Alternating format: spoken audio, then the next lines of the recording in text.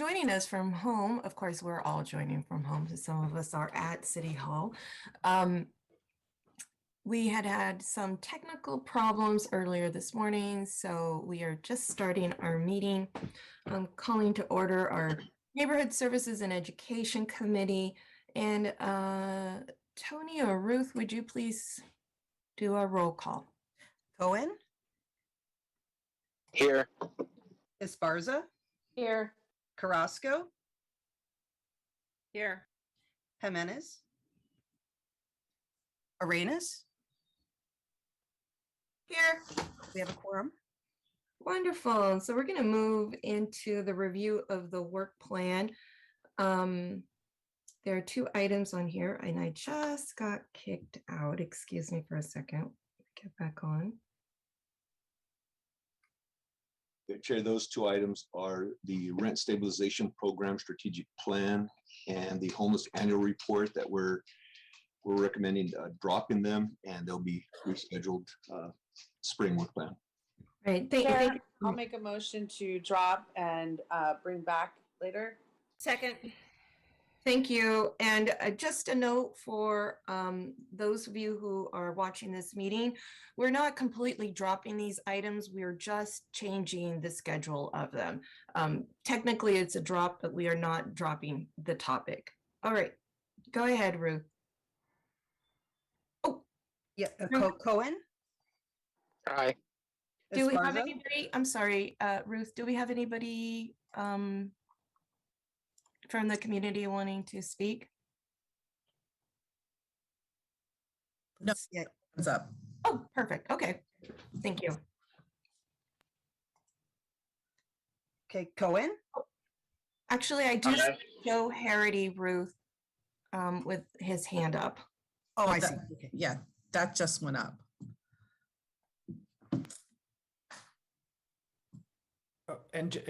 Hi, committee members, council members, others. I wanted to speak on with regard to the college and career readiness report, and so I'm a little confused by the flow of the meeting. So I just want to make public comment on that. Thank you, Joe. Listen, we started off a little bit on the wrong foot because, well, you know, it's not a perfect world and technical issues happen. So that's our next item. So go ahead, Ruth, go and call roll on the vote. Cohen?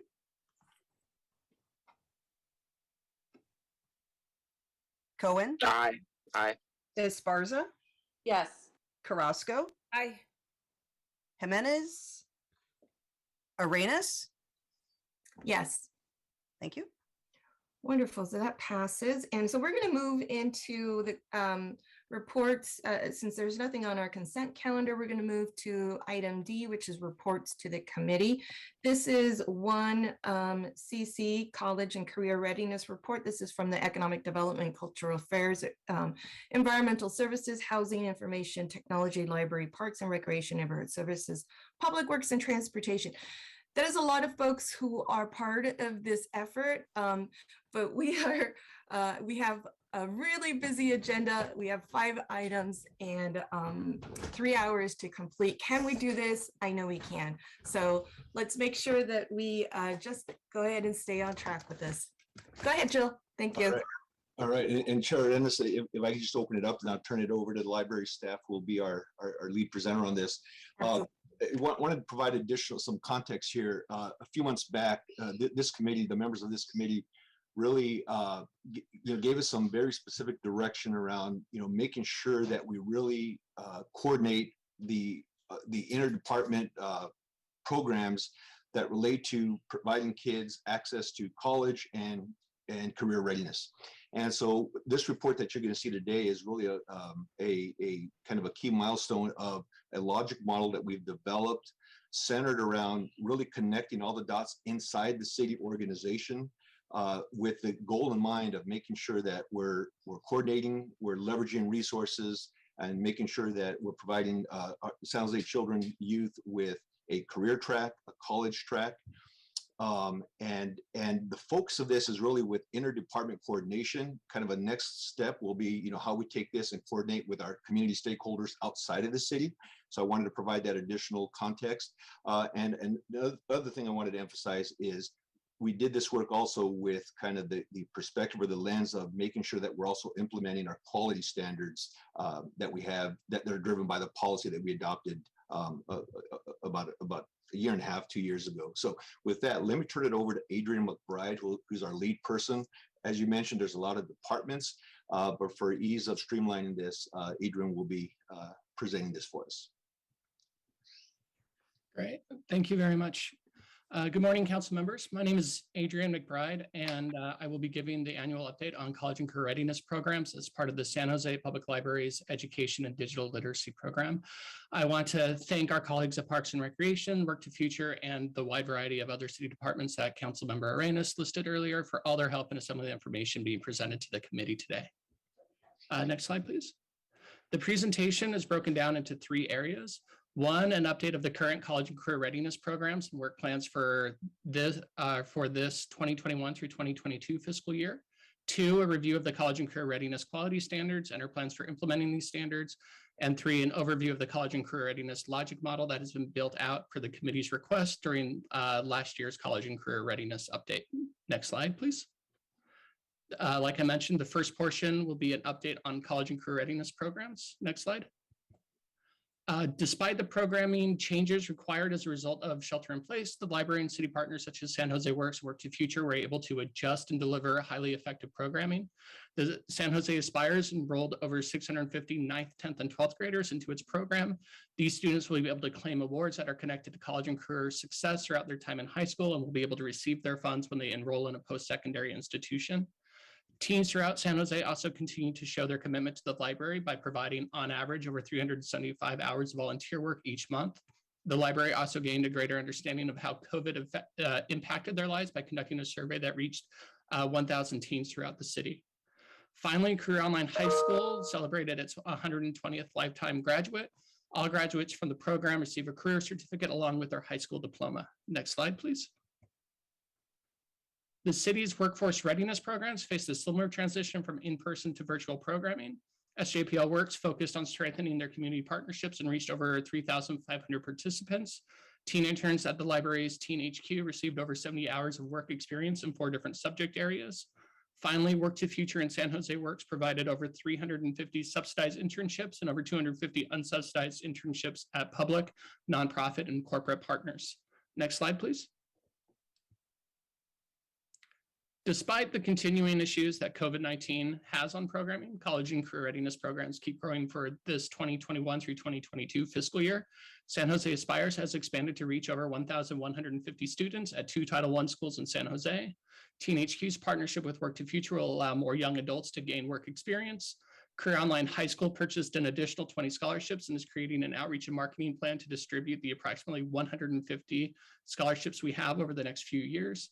In addition to ongoing programming, SJPL Works will expand workforce opportunities for people with disabilities, a move which complements the library's new Books by Mail program for adults with disabilities. Next slide, please. Oh, I'm sorry, back. Sorry about that, Lindsay. The Resilience Corps is pleased to announce that it has placed 50 young adults with community partners where they will work to help kindergarten through 12th grade students accelerate their learning.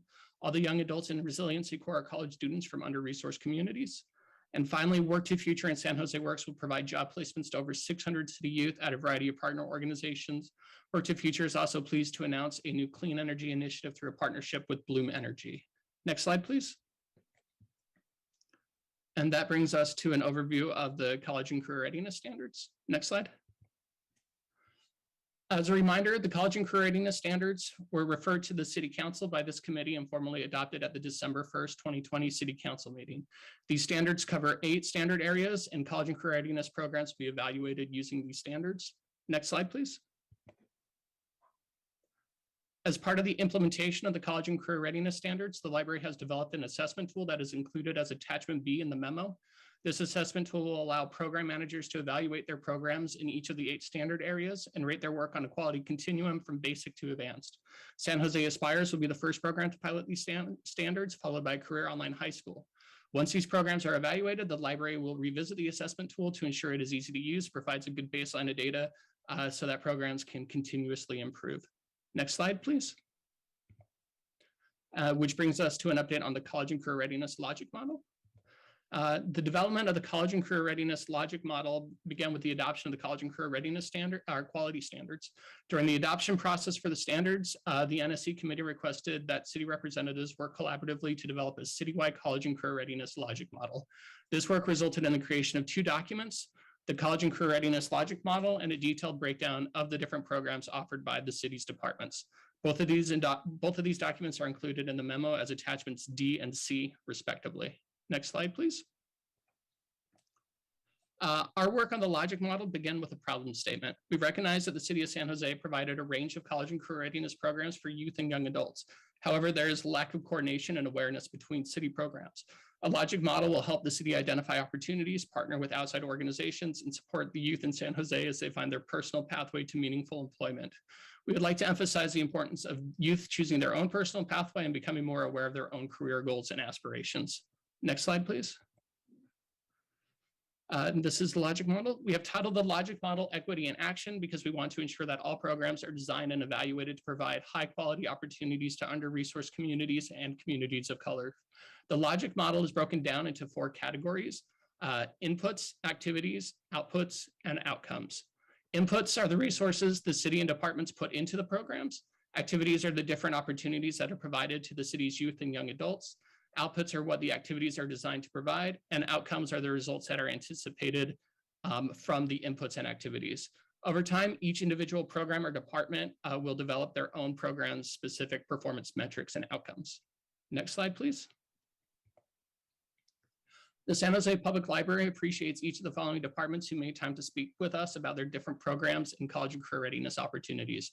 As you can tell from attachment C, they truly offer a remarkable range of opportunities to youth and young adults throughout the city. Next slide, please. The next steps for the logic model include working with each program to develop performance goals and metrics and identify staffing and data supports needed to fully embed work within the city and build community partnerships. Eventually, we hope to develop a citywide community of practice to ensure that there is a citywide integrated system of approach, which enables us to bring internal and external college and career readiness programs together across the city and ensure that knowledge is shared between partners. We believe this will enhance workforce opportunities for youth citywide and create avenues for them to live, work, and raise their future families in San Jose. Next slide, please. Thank you for your time. We have representatives from the San Jose Public Library, Parks and Recreation, and Work to Future, as well as other city departments here to answer any questions you may have. Thank you.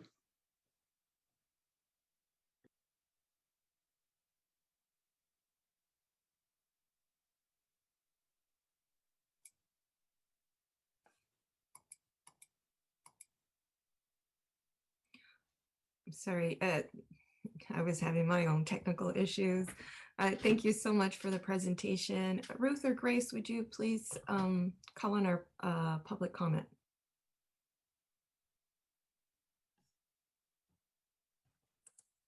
Joe Harity. Hello, can you all hear me? Yes, we can. Okay. Great, well, I will dive into my 2 minutes. Greetings, committee members. I'm Joe Harity. I'm a social sector consultant, resident of San Jose, and a parent of a little San Josean. I'm an advocate for youth and young adults, particularly those who have been impacted by systems and structural inequity. And I deeply desire for my city, for my home, for San Jose to be the best place for children and families to live and grow. So with that preface, I just want to really cheerlead and applaud this effort. I'm very excited to see the progress on the college and career described in the college and career readiness report. The progress defined in that report, in the attachments, particularly the logic model, the quality standards, is a really big deal.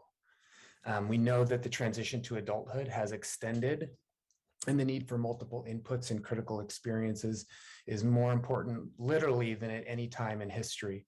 And I particularly want to point out that the sort of the gamification elements of San Jose Aspires are incredibly important in creating a clear set of incentivized steps and actions that outline a clear pathway to post-secondary for young people, because we know that in Silicon Valley, anything less than a meaningful post-secondary credential is an economic death sentence. The data makes that incredibly clear, the labor market information. So I really want to cheerlead that, applaud the progress made. And secondly, I just want to add a note of slight critique that in that, though, I do not see a focus on cultural competence. We know that disparity manifests most particularly for our Hispanic, Latino, Latinx community, and particularly for young folks. And so cultural competence is a part of that rubric, seems absolutely imperative. Thank you.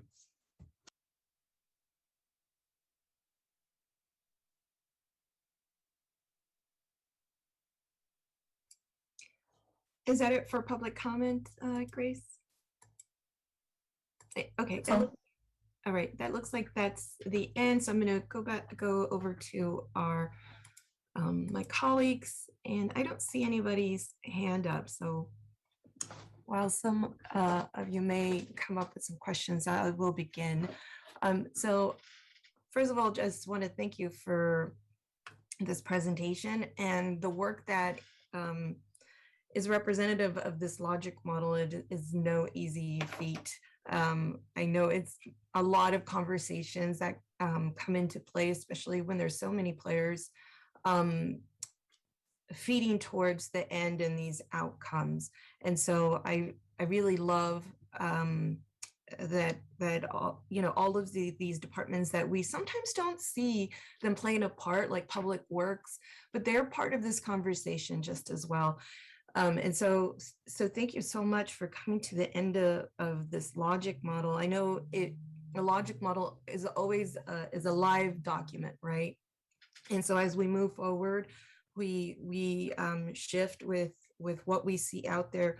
I know that there's a couple of things that are happening in our economy. Obviously, we're in a phase of recovery, but we're also in a shortage of workers for some semi-professional positions. And there's a low birth rate, right? And of course, this pandemic exacerbated the eventual retirement of baby boomers that we weren't seeing before. And so this shortage of workers is creating an opportunity or a market for our employees to choose from wherever they want to go, right? And with a salary that we haven't seen in some time. And so I know that eventually that'll lead to some inflation, but in the moment right now, how are we creating this opportunity, knowing what we know, right, about our economy? How is this logic model and what we're doing with our programs playing a part to make the most of this opportunity for our children who have had the most difficult of challenges? I can jump in, and then Adrian, if you have more information, or any of our peers. I think that if I understand the question, the answer is really in the next steps, which the logic model gives us a framework and the quality standards give us a framework. But the next step with feedback from council would be for every program within the city to identify how it is going to both meet quality, but also define performance metrics for the council to review. So that was kind of the goal of this maybe methodical process, was to get us to that point where every program would have the same rubric by which to define how what performance or what success looks like for the participants in their programs, but also for those who should be participants in our programs. Does that help answer a little bit?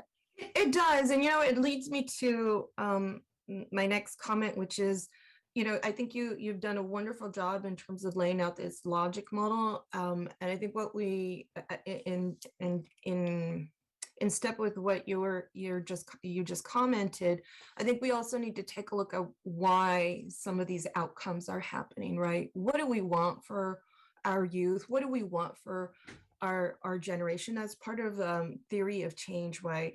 We might have all of this laid out, but what is actually working for our youth? What is going to get them to that next step, and what do we want for them? And this is the why part of it. And so I know that you all have been working on the how and really organizing and it's not easy to do among divisions. And so that's a lot of work.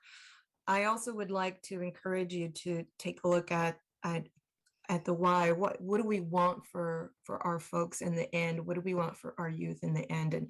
And for me, I know that we have Google coming into San Jose, and so for me, that's an opportunity for our youth to join into that venture instead of having outside talent come into our city and fill those spots. And so that's another factor that we know and we recognize and we're working with.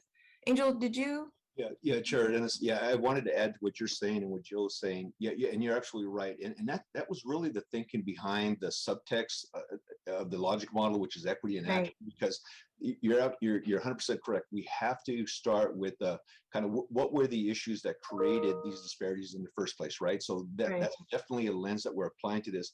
And as we look at this logic model, we're two of the lenses that we've applied to this is the short-term labor market and the long-term labor market view, right? So right now we're in the midst of this COVID crisis. What are the immediate issues that we need to jump on and address now, especially for vulnerable communities? And so that's one thing. And then this work also has to be guided by what does the labor market look long-term? So as we develop this continuum of resources for our children, that where they literally graduate from, from 6 to 12 to 18 to college, that there's an actual pipeline leading to meaningful jobs and well-paying jobs, right? Jobs that will ultimately help keep them here in this valley, right, in the city. And so, we're really working hard to kind of reconcile those two variables, right? How do we meet the immediate need? And then how do we create a system, a service delivery continuum that's going to prepare our youth and really give them a fighting chance for meaningful careers here in this valley? So I just wanted to, you're absolutely on point there.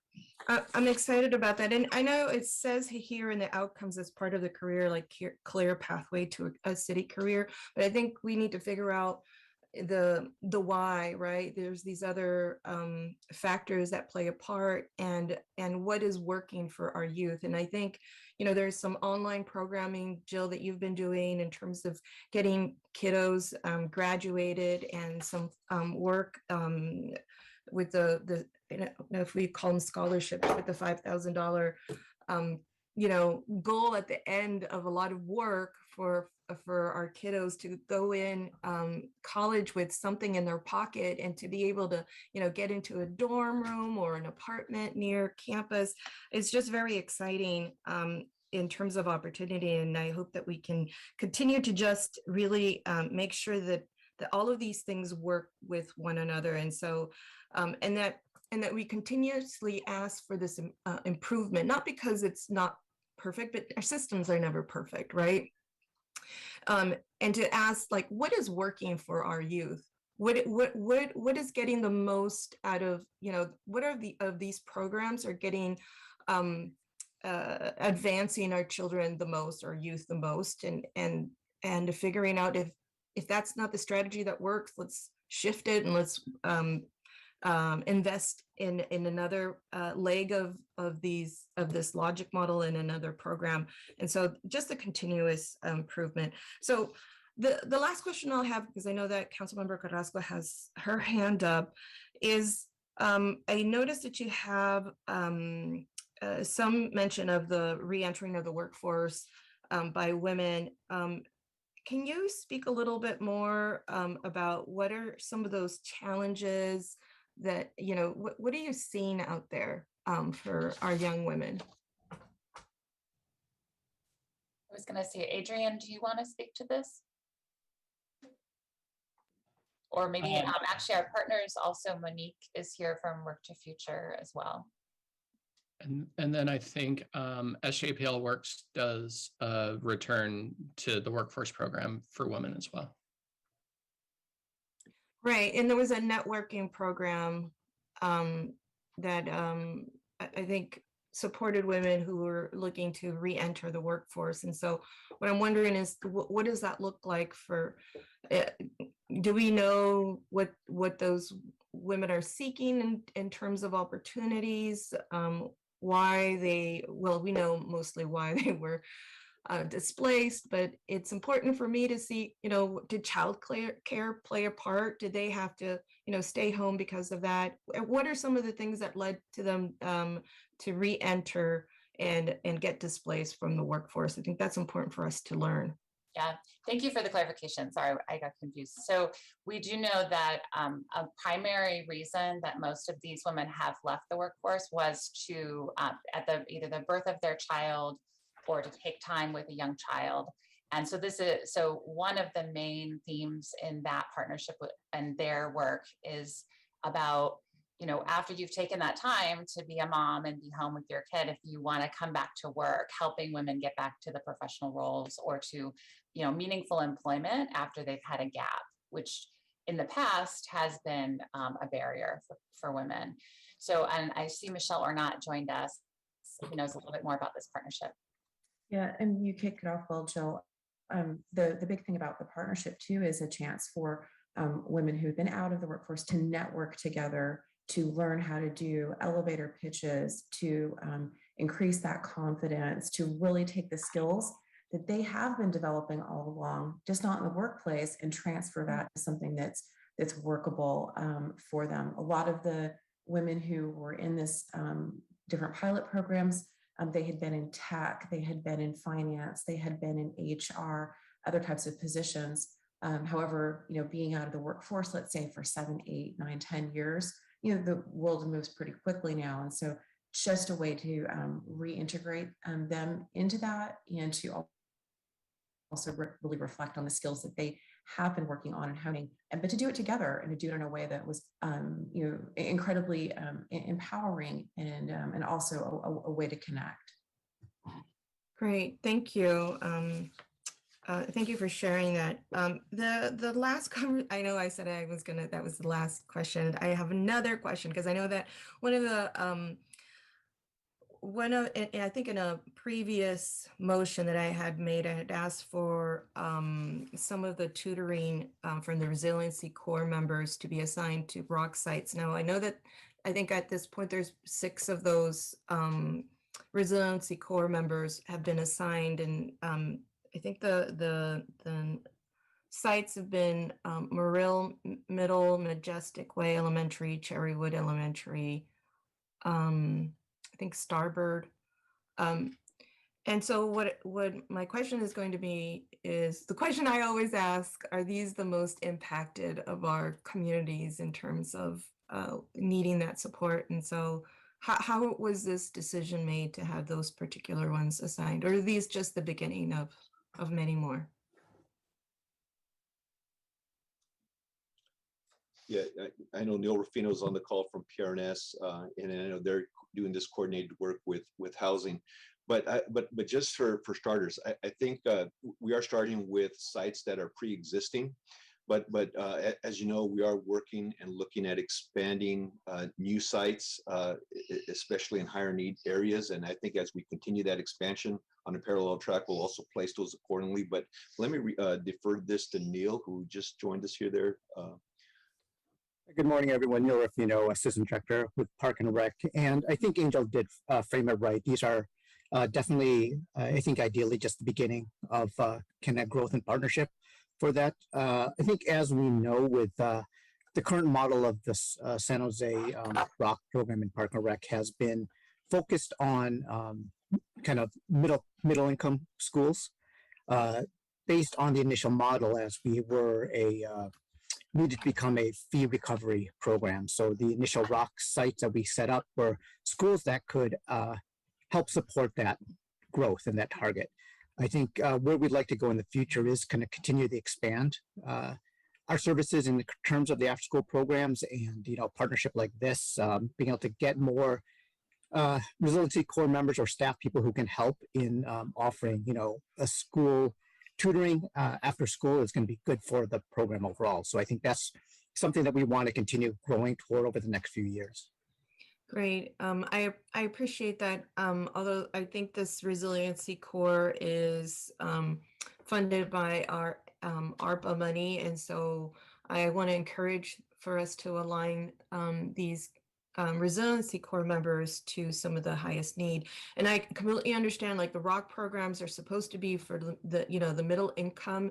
They're not ACEs, right? So our ACEs are already identified, like, our really neediest of our schools. And then the ROC programs, I think we still can prioritize them in different levels and maybe take a look at the Title I schools. Well, first of all, look at the COVID impacted communities and then take a look at the Title I schools in those areas. I hope that we can see that trend in the next cycle of schools that are chosen. Thank you, Neil. And Councilmember Carrasco. Thank you. I want to thank staff for this report. A lot to look at here and a lot of good work that's being done. I have a couple of questions and a few comments. One is, first of all, I want to thank the chair for bringing up that last point regarding where we should be focusing our attention given the source of the funds and the great need that we have.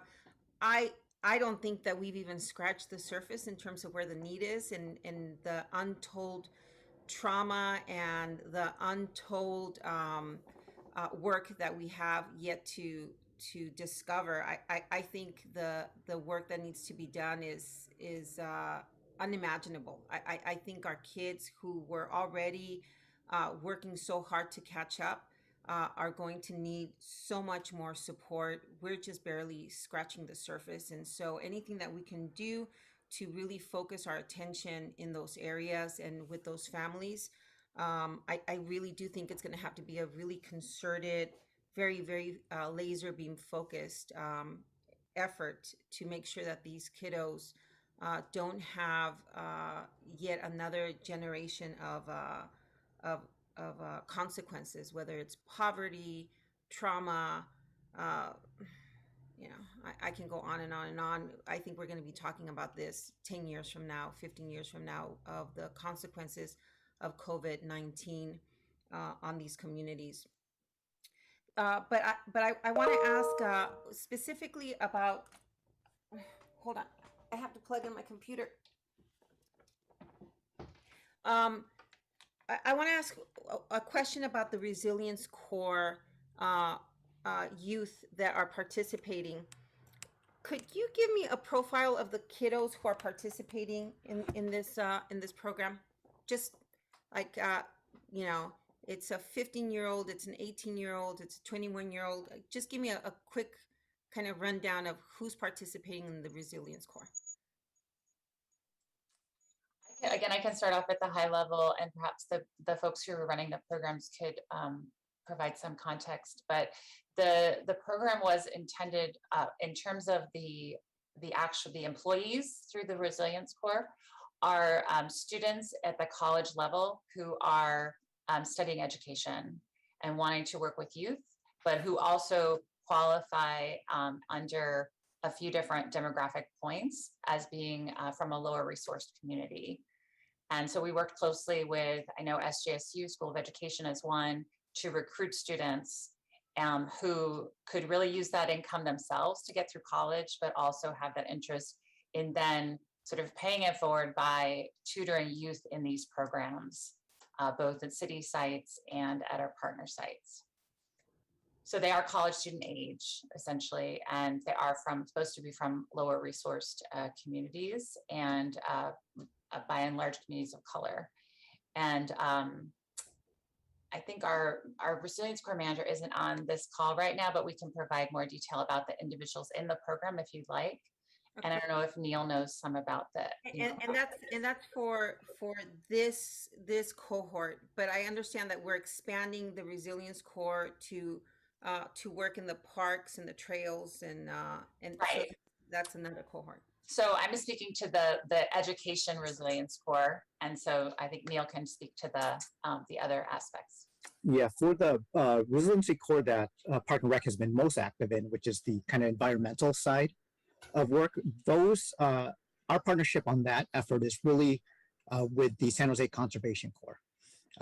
And like Jill mentioned, the students that we are working with them in the Conservation Corps also meet the same criteria that Jill just talked about, coming from, low resource community in San Jose. But the way we've modeled the Environmental Services Resiliency Corps is really in partnership with San Jose Conservation Corps. So our first poll from all those, and I think there's about 80 students or young people in that program right now, are all enrolled in San Jose Conservation Corps. Okay. And some of those, so some of those students are also going to be college students. Most of the Conservation Corps members are not college students. They are either just in the Corps, or they're working. Some of them are even just working on their high school diploma. Or college students. I met some of them. Okay. But so I wanted to emphasize one thing that's going to be really important to me in the Resilience Corps for those students who are finishing up their education. That when I supported the Resilience Corps, it was with the understanding that, especially for low income students, especially for those kiddos who are captivated by the idea that they could make decent amount of money, because this pays pretty good money, right? It's how much is it? Do you know, Neil? We try to get them to paid at the living wage. There's a bit of a formula in partnership with Conservation Corps, but the goal is living wage salary. Which is that $24 an hour or so? So I want to say that's beyond captivating. It's very enticing. And I bring this up because I never want a student to have to choose between their education and a living wage. Our job is to make sure that whatever we promote, that we never put our youth in a position where they have to choose between helping their families financially and choosing a long-term strategy, which is education. And it's come to my attention that we are inadvertently coaxing them into choosing wages over education. And we'll talk about that offline, but I want to be able to say this in a larger platform. Let's not push kiddos into choosing wages over education. And so, in my opinion, it is our job and our duty to be as flexible as possible so that we can accommodate students, especially from low income. And let me tell you, when I was making $3.35 an hour, so that was a long time ago, $3.35 an hour, even $3.35 an hour, that was minimum wage. That was more enticing to me than when I was being offered, child labor wages at $10 a day for babysitting. I ran to $3.35 an hour, and I sacrificed my education because $3.35 an hour really helped me, but sacrificed my homework time and my extracurricular time that would pad up my resume for until my mother pulled me back and said, absolutely not. This is more important, and we'll figure things out. But I had an adult that pulled me back and said, no way. But for low income students, it's incredibly enticing to give up something that's long-term strategy, especially in such a difficult moment that we're facing. And I just have to tell you, we have to be those guiding lights for these students, and do everything we can to be as flexible as possible. So we'll talk about that later, but I've just have gotten some feedback where some students are being encouraged to set aside their educational goals for that $25 an hour. Thank you. And I think Monique has joined us, and she has something to say. She runs the program. But Councilmember, thanks for bringing that up. And I just want to say this publicly, that really the spirit of this college and career readiness logic model and approach is to do exactly the opposite of the concern that you just raised, right? Because work and education should not be an either or, it should be an and. It's work and education, right? And it's our job, and the way we're developing this logic model and the service delivery continuum is to create a system of support that basically offers both, right? Because we know that oftentimes, you need to do both, right? It's work and school, but it's not an either or. And so I just want to assure you that the team is really, just determined to really make that happen. And we definitely want to talk to you offline if there's things that you're hearing, because we would want to address that right away. But I just want to assure you that, yeah, this is being driven by how we help youth with wraparound services and access to opportunity. Anything contrary to that is going to be unacceptable. So I just wanted to, so thank you for raising that. And Monique, I know Monique who's very involved with this program, I think has her hand up there. Yes, thank you, Councilwoman Readiness. We are going to be working with each of the youth actually to make sure that once they complete the program, actually we're going to start talking to them soon, just to kind of see where they're at and what their needs are going to be moving forward. So if it's school, employment, or school and employment, as Angel referenced, we are going to be working with them to make sure that they have that pathway. A lot of the kids we work with, unfortunately, cannot afford just to go to school. So they do need some type of income while they're looking at higher education. So we're always wanting to make sure that they have that balance as well. Unfortunately, a lot of these kids just can't go to school. They don't have the support that they need, but we're going to be working with them to see what they would like to do once they're done with this program. So we just started meeting with San Jose Conservation Corps, and we'll have staff on site. And they also have staff on site that's going to be helping each and every one of the individuals that are participating to see what we can help them with for next steps. And I appreciate that. The point that I'm getting at, though, is while they're in school, let's keep them in school. And let's give them an opportunity to make a living. Let's not have them choose one or the other. And I'm not referring to after they're done with the job. I'm referring to while they're in school right now, let's give them that opportunity to help their families and pay the rent currently by being flexible and accommodating them. Because that's the whole point. That's also the reason why I supported this program and I signed on with the mayor. To be able to provide these pathways. And I know that one of the reasons why I got into social work was because I had a lot of access. While I was in college, I was given access and opportunities to do internships and to work while I was at UC Santa Barbara. But I had a lot of opportunities while I was in college, and they worked with my schedule. I was able to help my parents pay for my college education while I was attending.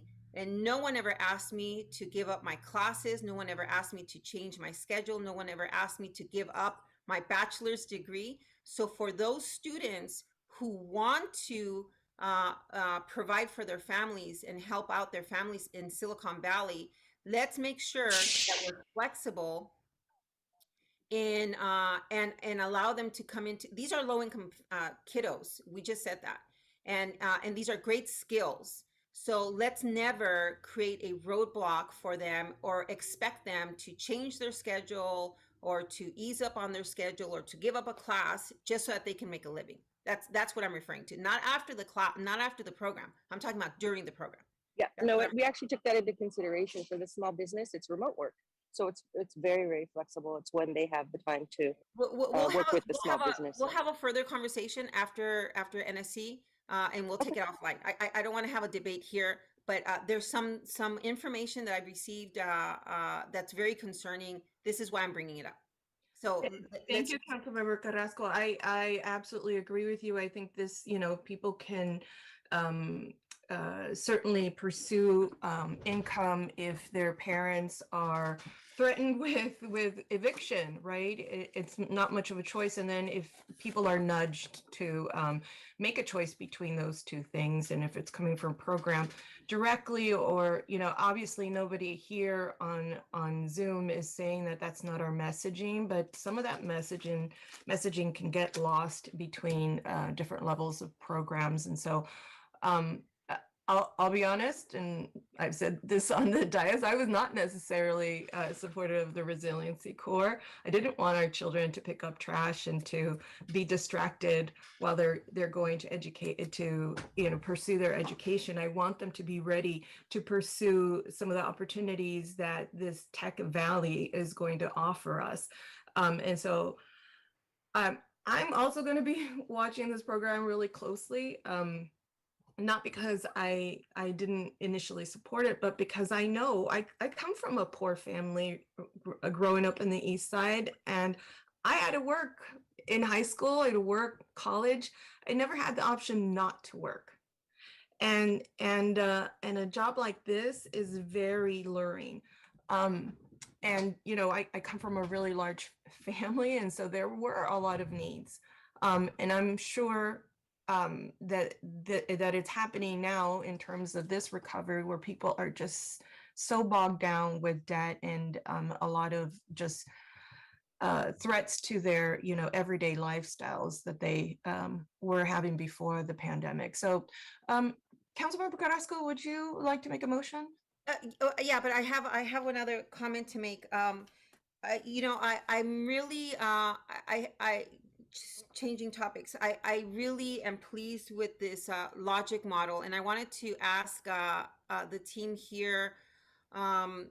This is very this really falls in line with the proposal that I had made during the budget session regarding the Youth Development Office, and I wanted to ask, where's not where the nexus is, but where does the Youth Development Office fall in line with the logic model? It really, the whole proposal regarding the office development, the Youth Development Office, was to connect the different departments that were doing work with our youth, to make sure that we followed youth from beginning to end, to make sure that we transitioned them, to make sure that we followed our kiddos, to make sure that we connected them with resources, to make sure that we gave them access, not just finished up programs, but we truly gave them access. We know that if you live on the East Side and you're 12 miles away from one of the Fortune 500 companies in Silicon Valley, well,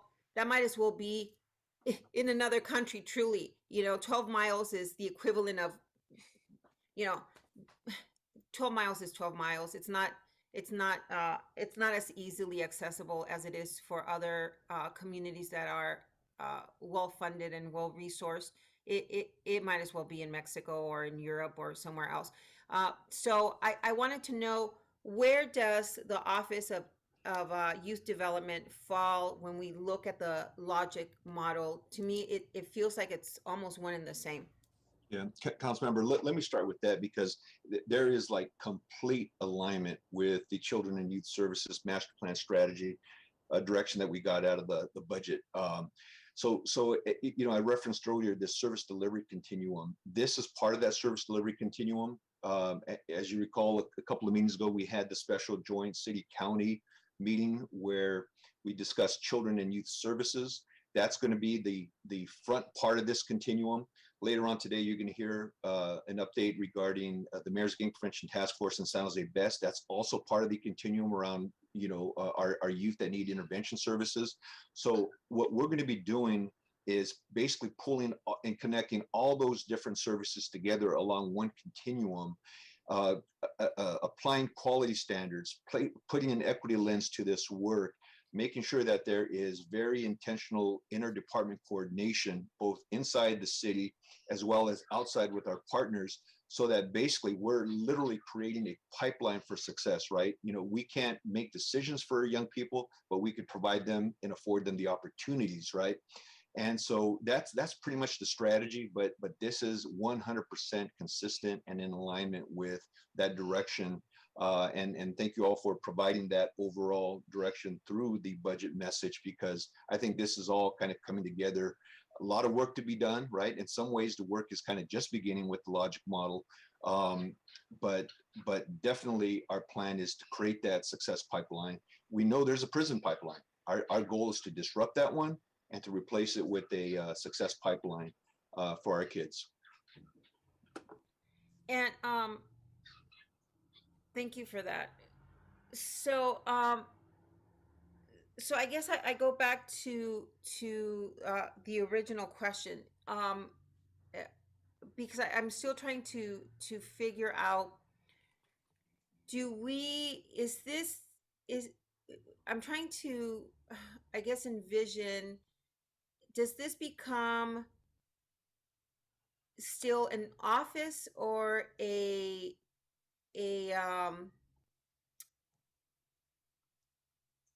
is it a, you know, you framed it as a logic model that guides our work.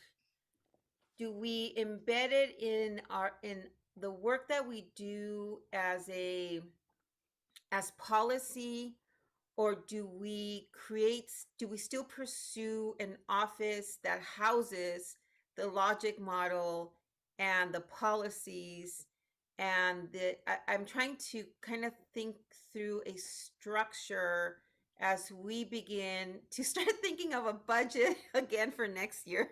Yeah, yeah. And No, maybe I don't know if we can even talk about it because of the Brown Act, but I mean, as soon as December's over, all of us start thinking like, oh my God, what are we going to do now? But I really am trying to figure, you know, big cities are thinking this through, counties thinking this through, you know, county and, you know, Chavez and who is it?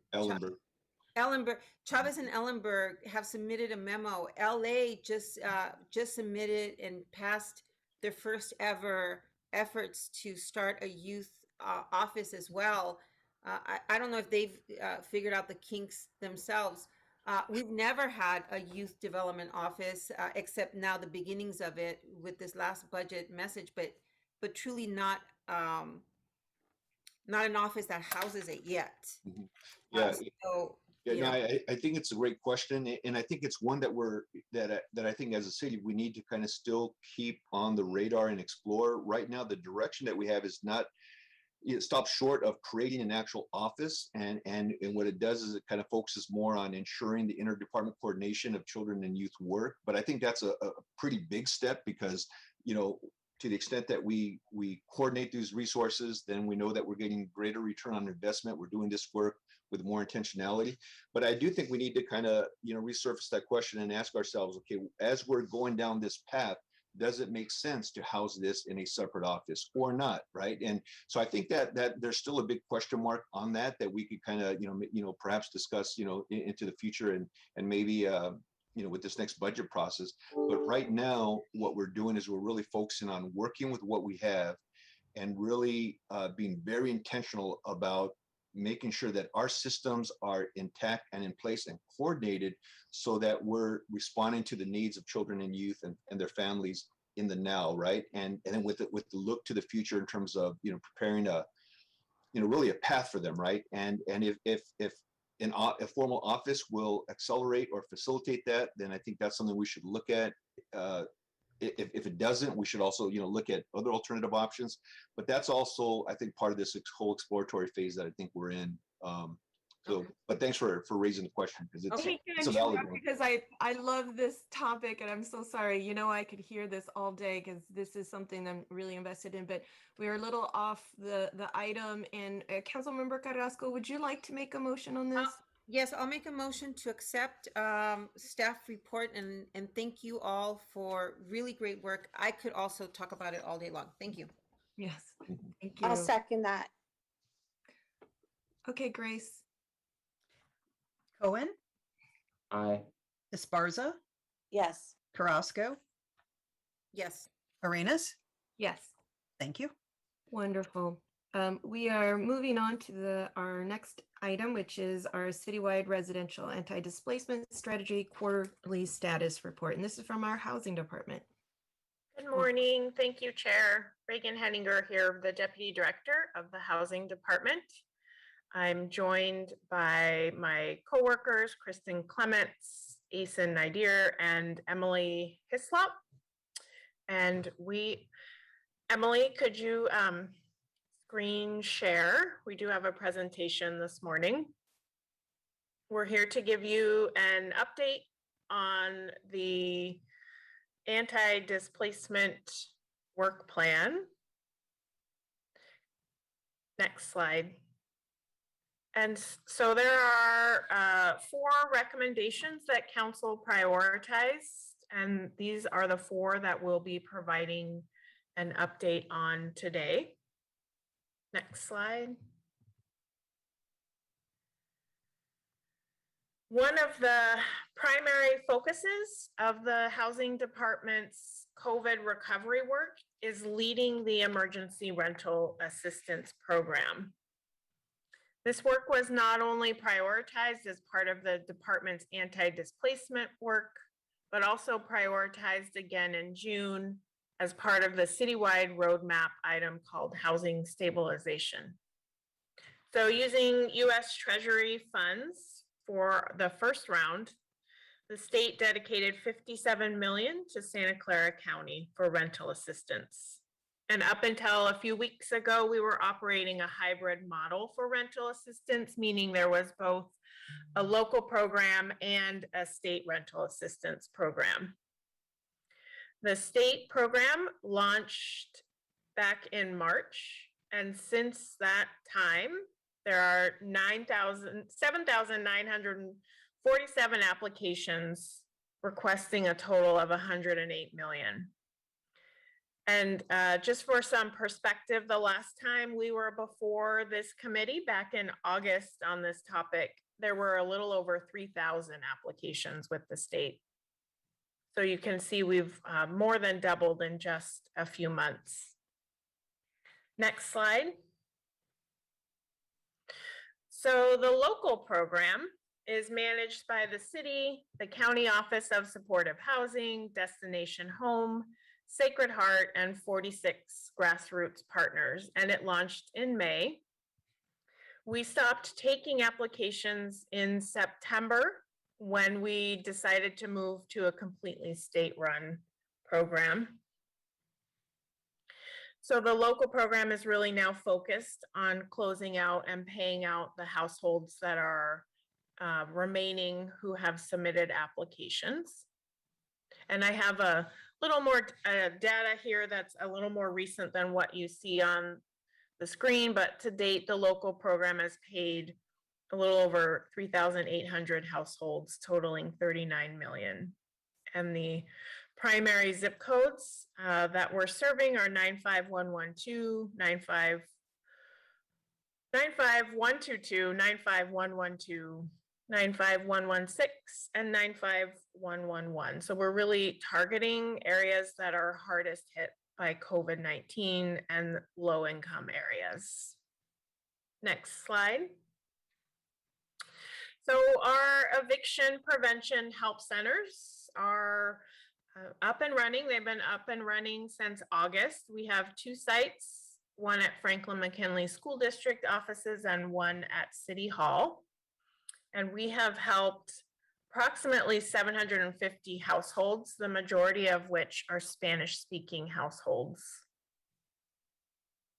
Recently, we have started having our housing staff at the courts 2 days a week when the unlawful detainer cases are being heard. And we're excited about this partnership because we think it is the best way to target households who are most vulnerable of losing their housing. Also, the county has expanded services at a vaccine clinic on Story Road to create what they call a services hub that now offers in-person rental assistance help and also isolation and quarantine assistance. And that flyer for the new site was sent to all of your council offices about a week ago. Next slide.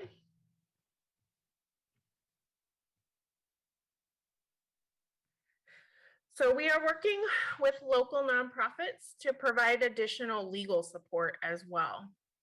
Last month, Law Foundation, Silicon Valley, and Bay Legal began providing on-site legal support, referrals, and consultations at the eviction prevention help centers. We're also negotiating a second contract with Law Foundation for additional legal support that we'll be bringing to council for approval next month.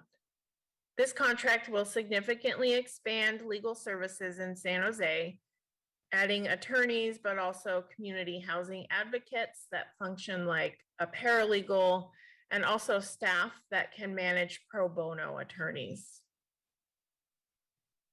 Related to legal services, AB 1487, sponsored by Assemblymember Gabriel, would have established the Homeless Prevention Fund administered by the State Bar to support a grant-based program to provide education and legal aid services to prevent eviction and avoid housing displacement.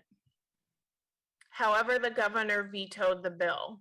But in vetoing the bill, the governor indicated general support for eviction prevention services, but he wants to debate this policy change along with a budgetary appropriation or the reallocation of existing legal aid money in next year's budget process. And per council direction from September 28th, we'll also be returning to council in December with an update on our eviction help centers and also some recommended options to expand legal services, including right to counsel. And I'm going to now pass it over to Kristen, who'll go over the last three priorities: tenant preferences, community opportunity to purchase, and equitable representation on the Housing Commission.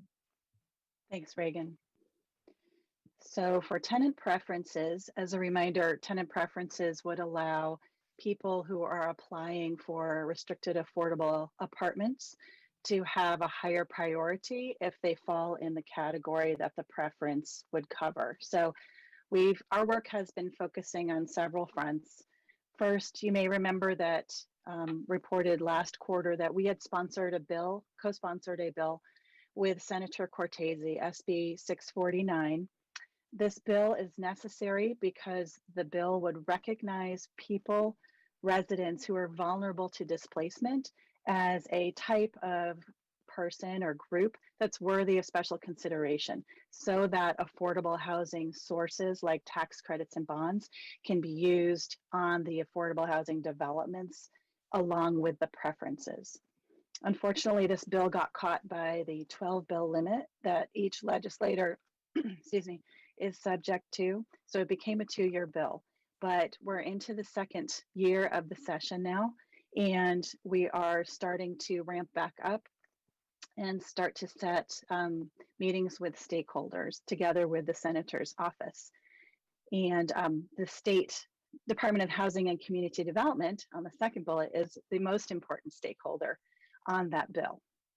So second, we are working with HCD, as we fondly call them, not only on that bill and what they think of it and how it can be made better so that they can support it, but also they are the technical experts, if you will, on fair housing for the state. So they have a forthcoming guidance memo that our memorandum covers a little bit more in detail.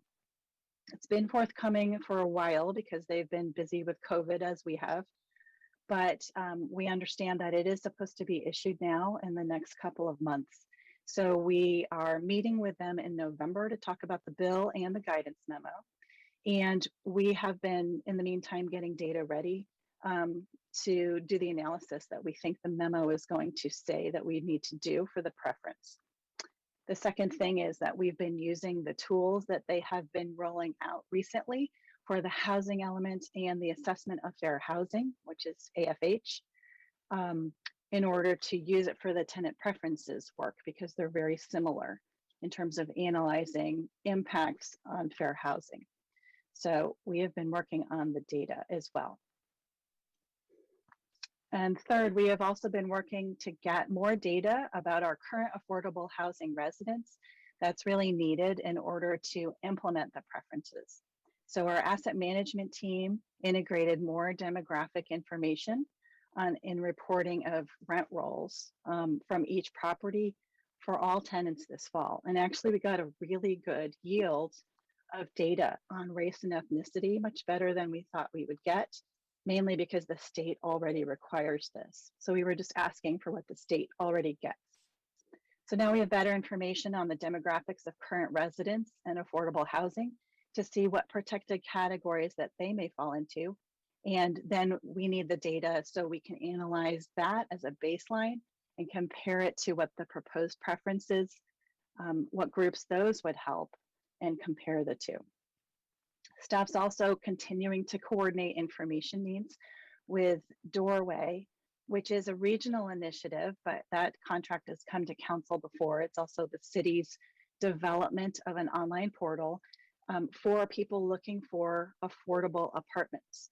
And so as they look and apply for affordable apartments, they'll also be putting out we'll ask them to put out some data so that we'll know also more demographic information about them as applicants for affordable housing. And that is another baseline group that the preferences have to get measured against. Next slide. So the policy team's intense work has been devoted to Copa for the last quarter.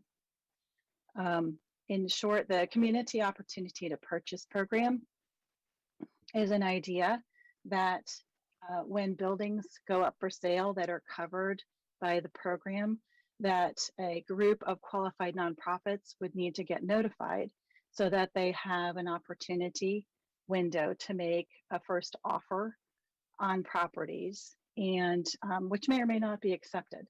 And so it's trying to give, the purpose of Copa is trying to give qualified nonprofits a better chance at buying properties in the city and then turning them into restricted affordable apartments.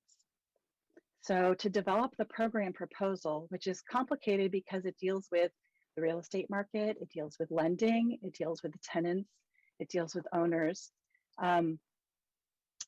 Council directed us to engage with a cross-section of community members and other stakeholders, including tenants, owners, brokers, realtors, developers, lenders, and housing policy organizations. So in the first phase of work, what we wanted to do was to design draft program parameters with a group of people or groups of people who had a background in what we were trying to do and had some kind of continued attendance. And then, so that's phase one. Phase two is going out to the broader community to get feedback on that draft proposal or idea. So this structured setting with substantive feedback, we devised a two-tier structure. First, a technical advisory committee, which is a relatively small group working together over time with a balanced membership of subject matter experts. We needed it to be small so that we could get to know each other and bandy about ideas over time, but we still had 30 different people participate over our 9 meetings. And then second, the stakeholder advisory committee was designed to be larger and to engage people who had expressed prior interest in anti-displacement initiatives and issues before. So membership was open, but they had some background in what we were trying to do, most of them. We also invited all tech members who wanted to join, and there are more tenant voices represented in the stakeholder advisory group. Over 7 meetings, we had about 130 different people attend, and the last meeting we held in all Spanish with English interpretation. So total thus far, we've educated and we've heard from in depth over 160 attendees. We've had about 54 community and stakeholder engagement meetings so far, and more are scheduled. So more than 200 people have regularly been getting updates and invitations. So that was our first phase of work. We're going into the more open second phase. We're going more public. We're scheduling broad public meetings, and we're hoping that some of our TAC members, organizations will co-host those meetings with us. But first we knew we needed to create some kind of proposal that held together based on best practices knowledge from all the people involved. And as we gave an update to the Community and Economic Development Committee on our process last week, and just acknowledge this is a program where if everybody is a little bit unhappy with the proposal, we will know that we have hit the right target. There is not going to be any one perfect proposal where everyone's going to be like, yeah, that's it. That's perfect. So because the interests on something like this are so divergent. So it's been really robust conversations and a challenging topic. We're also posting a website this week with back information, more information with articles, and so the broader public can come up to speed on where we are. And we're scheduling public meetings.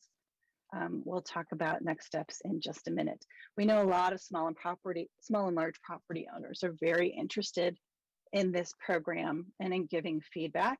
And we're concerned there's quite a bit of misinformation out there, which is normal because it's a complicated program and we haven't started the big, broad public outreach yet, even though we've had a lot of folks involved in this design so far.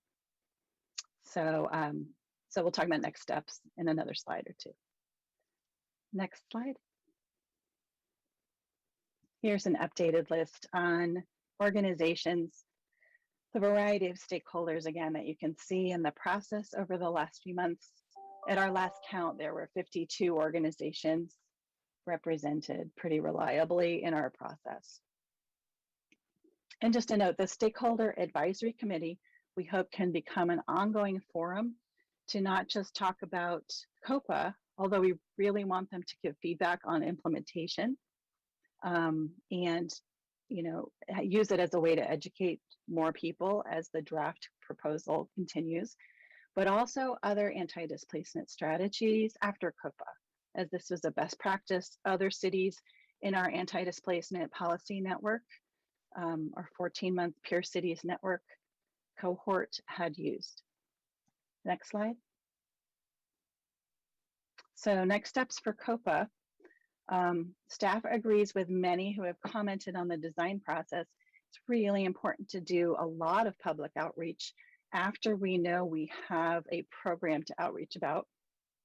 But for now, what we're doing right now is scheduling those public meetings, putting together a comprehensive program description so that we can use it for the public outreach meetings, and then do Housing Commission, go back to Community and Economic Development, and then to City Council.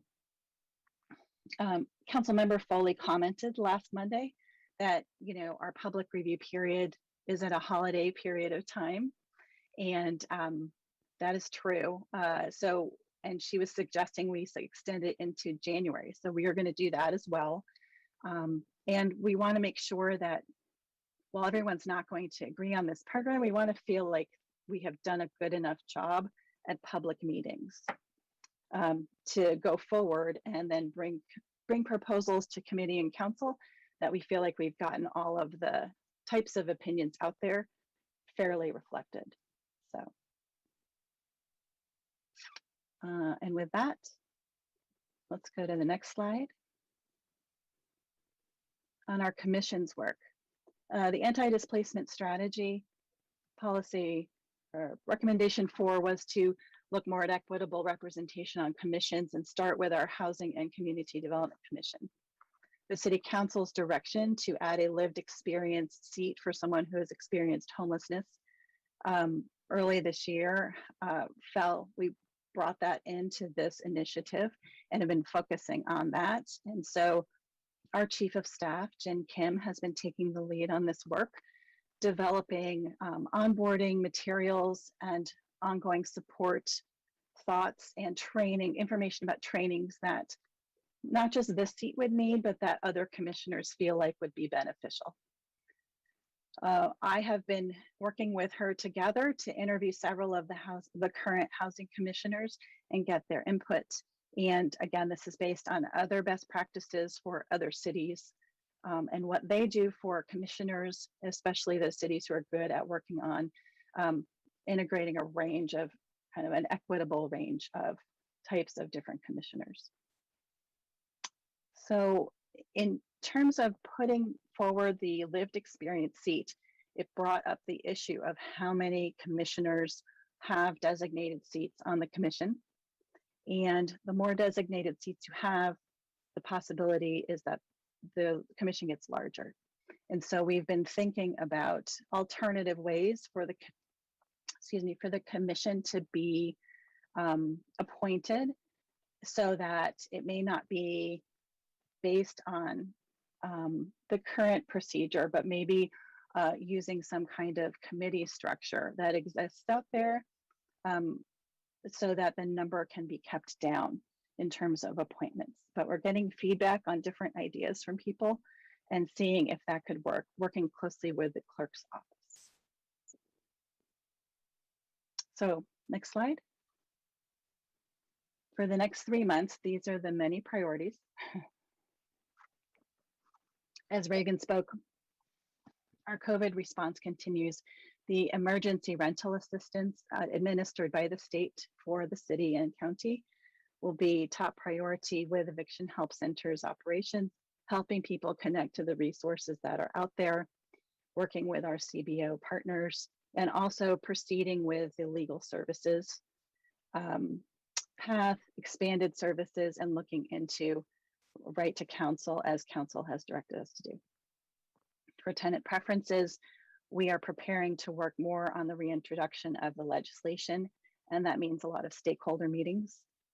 We are meeting with the state on the bill and on the tenant preferences guidance memo, so they can tell us exactly what they want, hopefully. And then it'll be a lot of work to complete the analysis that they will review in the end. For Copa, we are continuing stakeholder meetings ongoing. We are creating the draft programmatic recommendations that we can do public outreach with, and then we will be holding public meetings, eventually getting to commission, committee, and council early next year. And for the commissioners, finalizing a proposed appointments process and a compensation model, finalizing the recruitment and the training plans for that lived experience seat.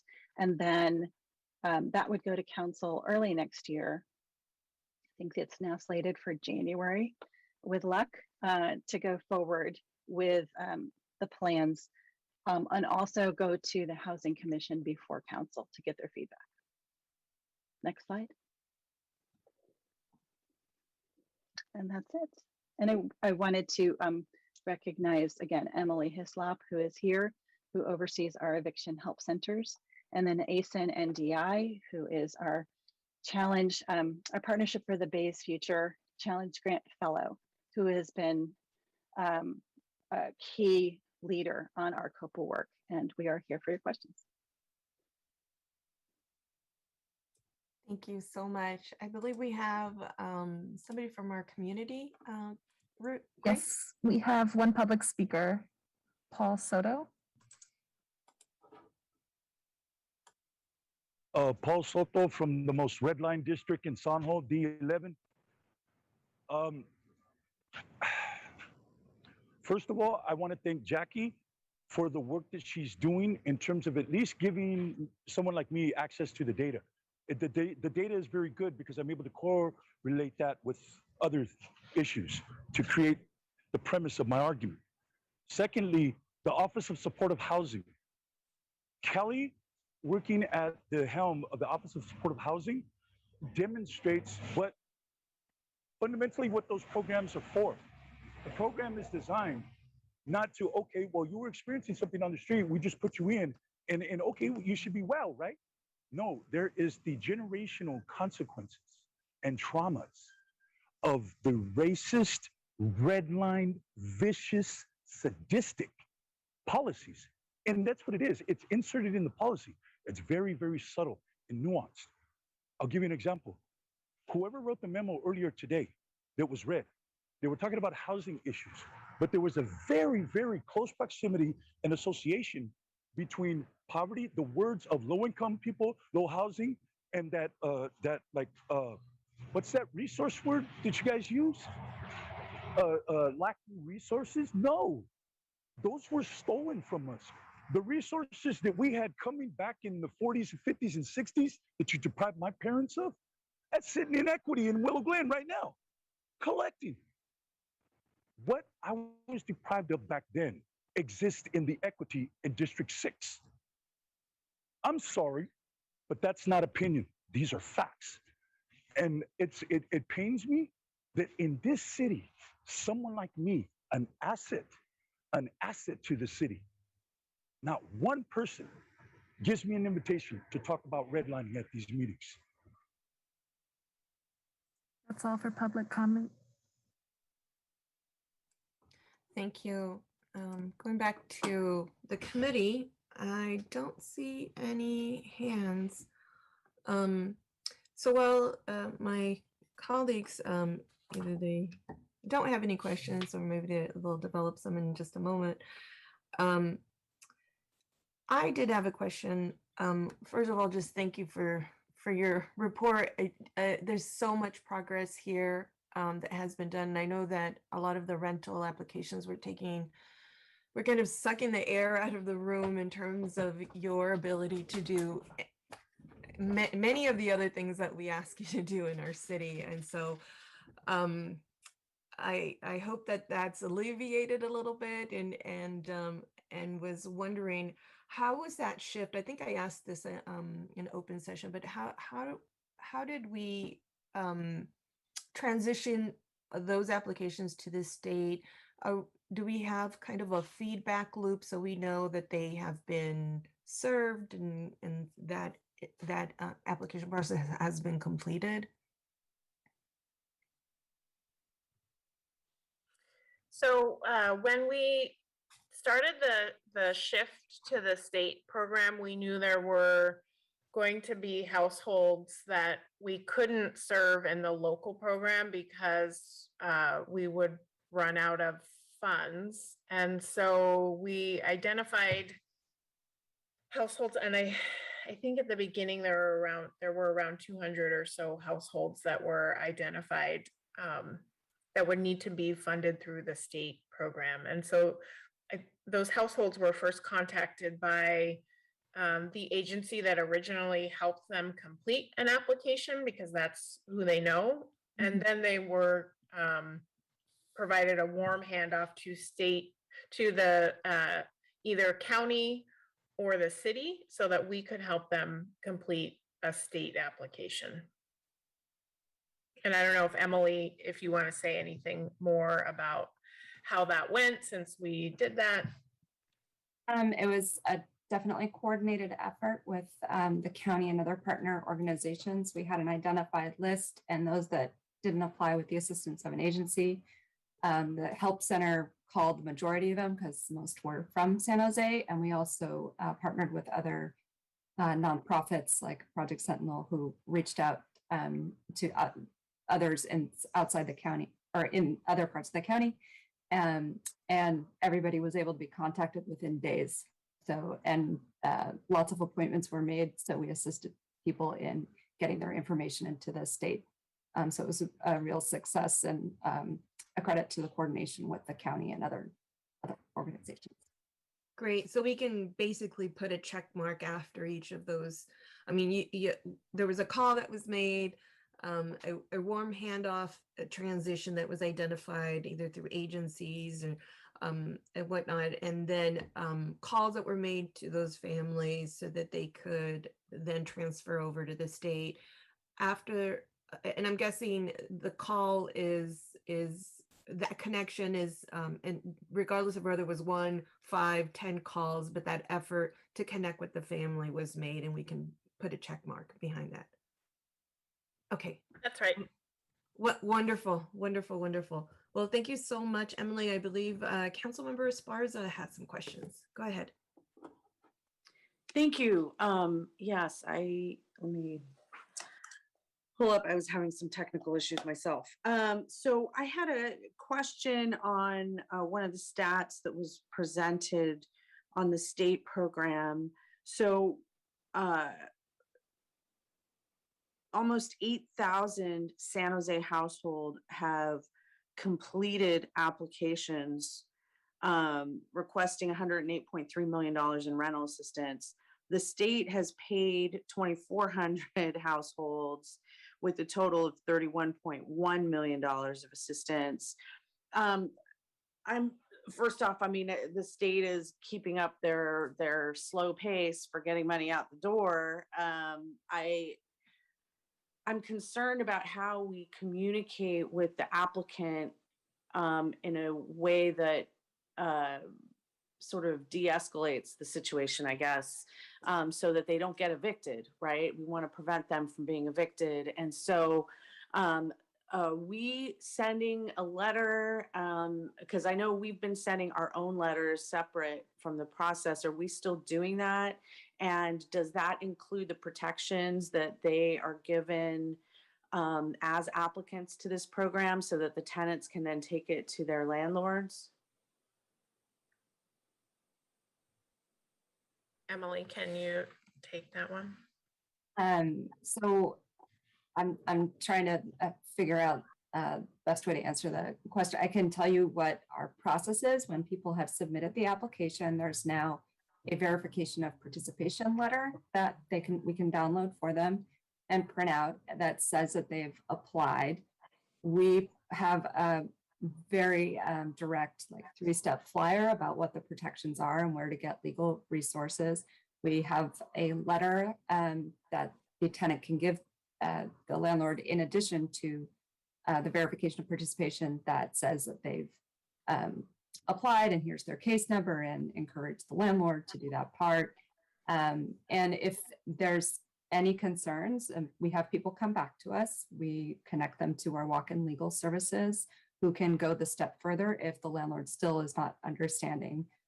We also are in constant communication with the court and even landlord attorneys to really know what's going on and making sure people are getting connected to the rent relief and know the status as well.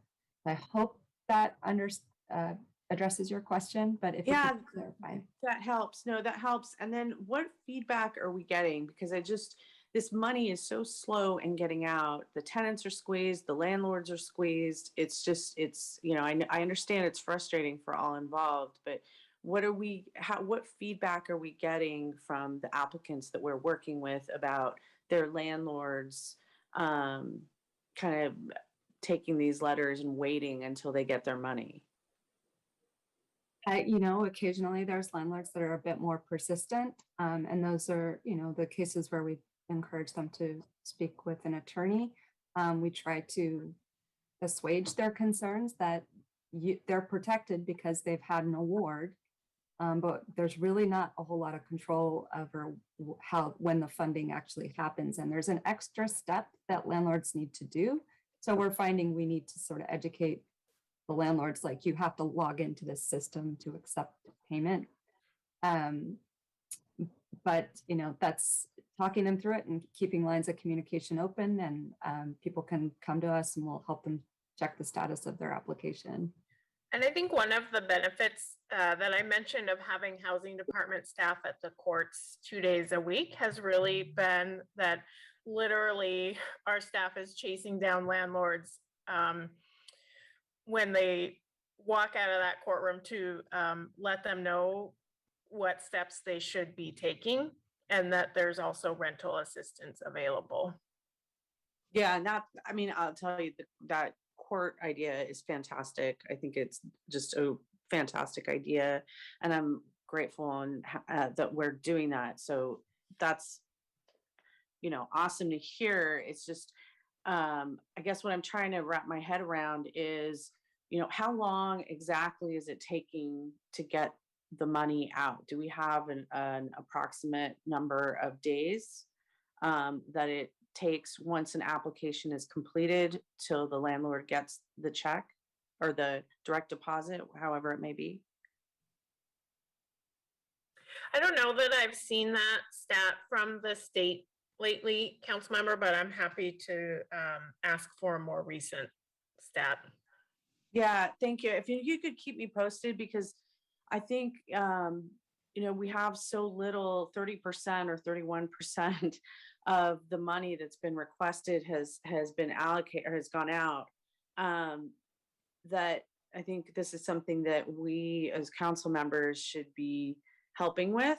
And I'm happy to step in and help do this, because it's almost like it's the EDD, right? Like it's turning into the EDD because people need, the money is there. People need the money. these situations become more extreme with every, day that passes, especially every month that passes, and it's just the system's slow. And unfortunately, we were much faster when we were doing it locally, but the state isn't giving us this choice. So in exchange for them taking this choice away from us, they should speed up the process. So I'm happy to help and advocate as much as possible. And I think, frankly, the council, like the city, we should do whatever additional lobbying we can do as electeds to help on that front, because I think, the economy is booming for some people, but for the other half of the city, it's not, and times are still really tough. And so those are the people that none of us want to leave out. The other thing that I wanted to comment on is, so I'm looking forward to hearing more ideas about the restructuring of the Housing Commission. I just wanted to say two things. One, I want to make sure that we keep tenant voices, that we hold them up. Two, that we continue to have low-income worker voices as well represented on that commission, because as we just heard on the rental assistance and the stats that housing provided us, we know that those folks don't have a lot of voices, and I think the Housing Commission is a way to provide them that voice. So that's just my comment on that, and that's it for me. Thank you, Chair. Thank you. And Councilmember, would you like to make a motion? Oh, I'll move to accept. And I can second that. I can second it. You need me to. Perfect. We have a motion and a second from Councilmember Cohen. Go ahead, Grace. Cohen, Aye. Esparza, Yes. Carrasco,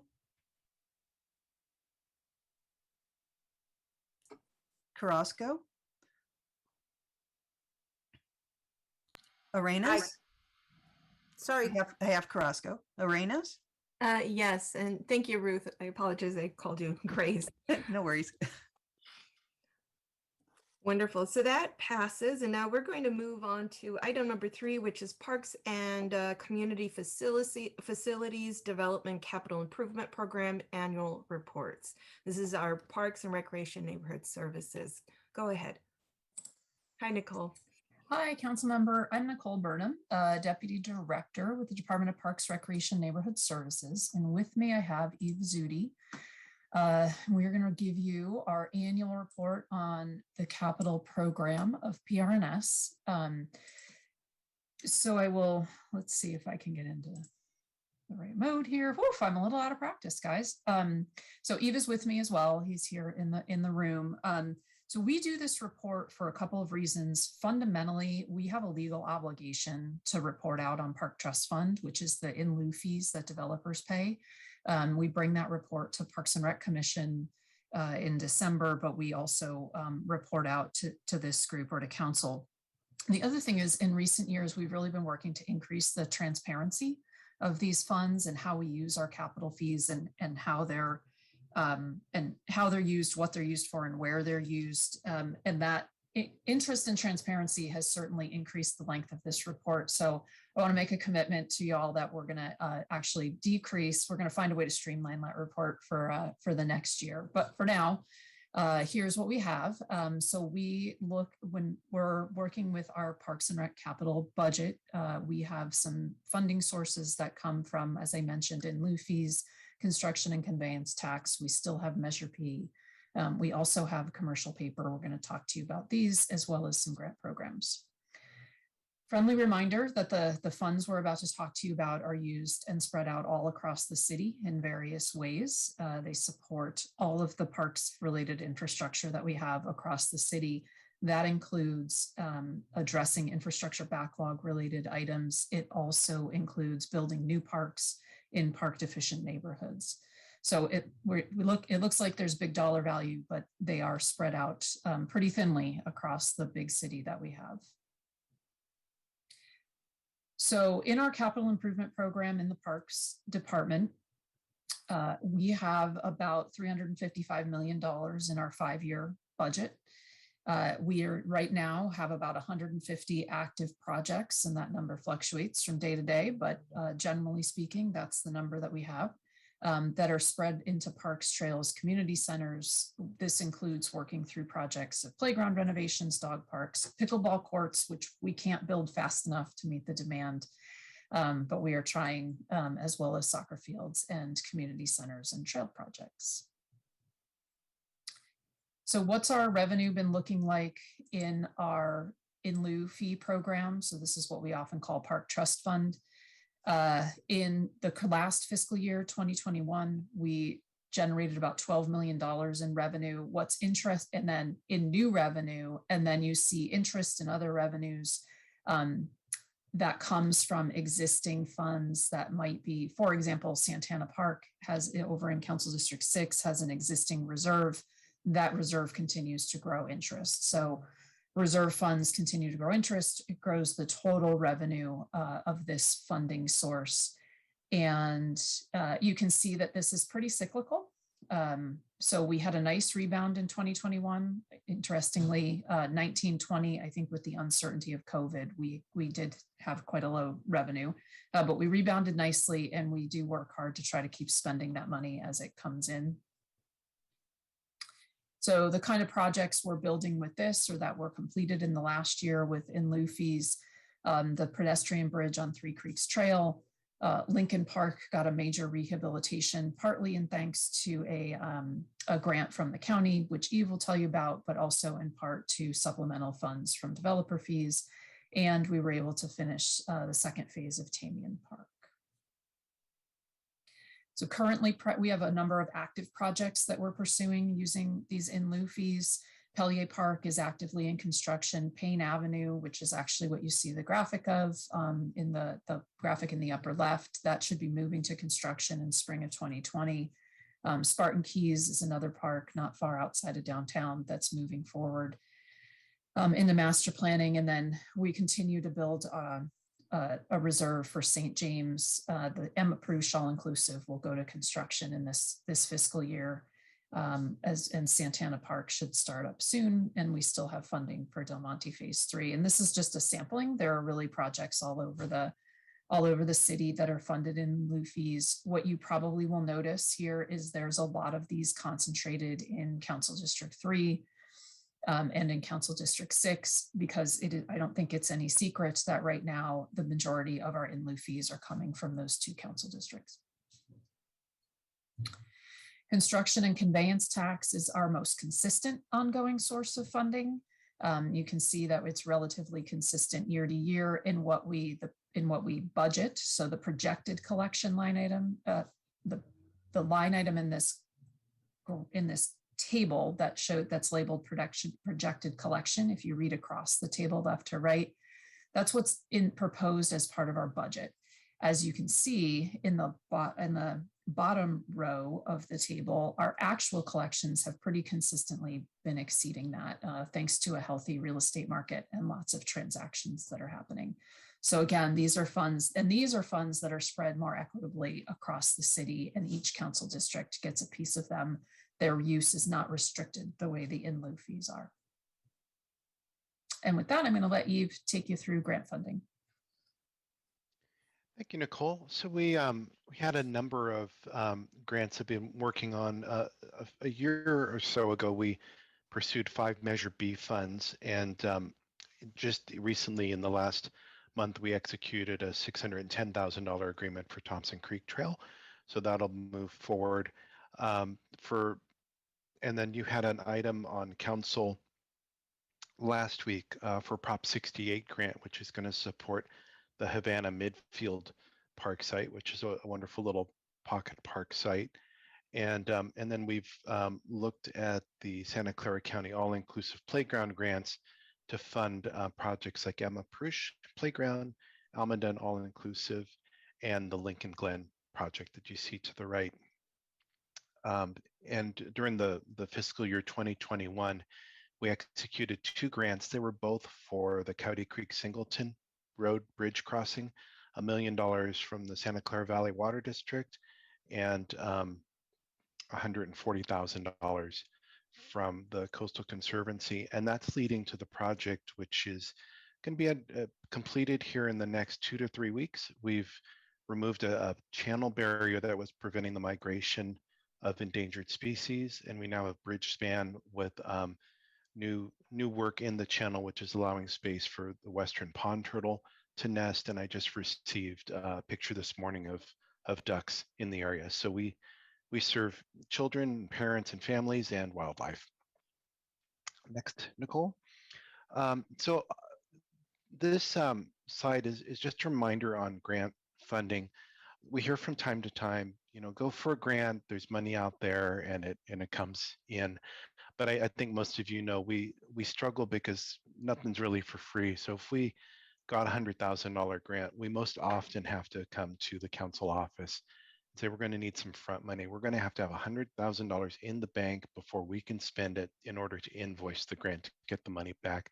So that can be a challenge, and so you'll see that with council actions where we work really hard to find the resources so we don't have to say no to grant programs. Some grants have matching funds. They can range from no match to 50% match and somewhere in between, so that it impacts how much money has to be brought to the project, which won't get reimbursed. There's grant milestones. We have to follow schedules and deliverables. And then there's a number of programs where we have grants that are very specific about what they want to accomplish, like on the Coyote Creek Singleton bridge project. The Coastal Conservancy was more than happy to support that because of the environmental impact we were making. That funding wasn't something that we could move over to a typical park project, as an example. Next, Nicole. There's a number of active projects that are coming through because of grant writing and grant funding. The Rotary Playgarden expansion project, it went out to bid. We've gotten some bids. We won't go into detail here, but we are seeing inflation in the construction industry. So things are more expensive than expected, but we'll be able to move forward in expanding this wonderful regional resource. Work continues on the Mayberry to Empire project along Coyote Creek Trail. We're going to be extending the trail to the BART station, and we're working closely with the water district so that we're seamless in terms of flood protection and trail improvements at that site. Coyote Creek Trail, William to Story, and Coyote Creek Trail Story to Tully will be open and celebrated on Sunday at 10 a.m. this coming weekend. So as you enjoy Viva Calle, make time to be there at 10 a.m. at Story Road to celebrate the opening of those trails. Thompson Creek Trail, Quimby to Aborn Court, we executed our agreement with the VTA in the last week or two, and so design work now will start in earnest, and there's funds in place to construct that project over the next year or so. Coyote Creek Trail Singleton Crossing will be open in about 3 weeks, and if you're following us on Twitter or social media, we're kind of keeping quiet on that one just because we're really up against the window and we want to make sure we don't face any delays. So we were trying to move through that one really quickly, but we'll celebrate that as soon as it's open and available to the public. And then the upcoming projects we have, Emma Prush Park is out to bid. And I'll apologize as I look at my many post-it notes here. Emma Prush, out to bid. We expect to award a contract in January and construction we get underway in spring. On that project, we're using an interesting technique with Public Works where we're looking at best value contractors. So rather than the most qualified lowest contractor, we're looking more holistically at the whole offering of the bid to find where performance in a variety of ways could really get us the best work product. Next, Nicole. We've done a really good job with Measure P. We've completed 89 of the 90 projects which were required of the department to deliver on this measure from a couple decades ago. The last project we're working now is Columbus Park Sports Fields, and this is converting the existing Columbus Park into more of a regional center. We've had our first community meeting, and we expect our second community meeting in the spring of the new year. And in the interim, we're working through the issues like optimum restroom placement, good surveillance, how to have sign up for fields, and a variety of uses. So all that technical stuff needed before we show a final design option to the community. So that one's working well. We'd expect that to be under construction in the summer of 2023. Next, Nicole. And I'll turn it over to you on these flood projects. All right, out of practice. Thanks, Steve. This is our last slide with content. One last program that is relatively small but incredibly important for us. We're still building out the flood restoration projects from the 2017 Coyote Creek floods. We do use commercial paper to help bridge the gap because we need to, as Eve talked about with grant funding, we need to pay for these projects and then get reimbursement from FEMA, from the state and federal government for the expenses. So we continue to work those along. We actually did, very excited to say that Japanese Friendship Gardens Tea House was completed this year, its restoration. The koi ponds are next. Those are should be heading into construction in the spring. And we're close to wrapping up those projects. And with that, we are going to go ahead and open it up for questions.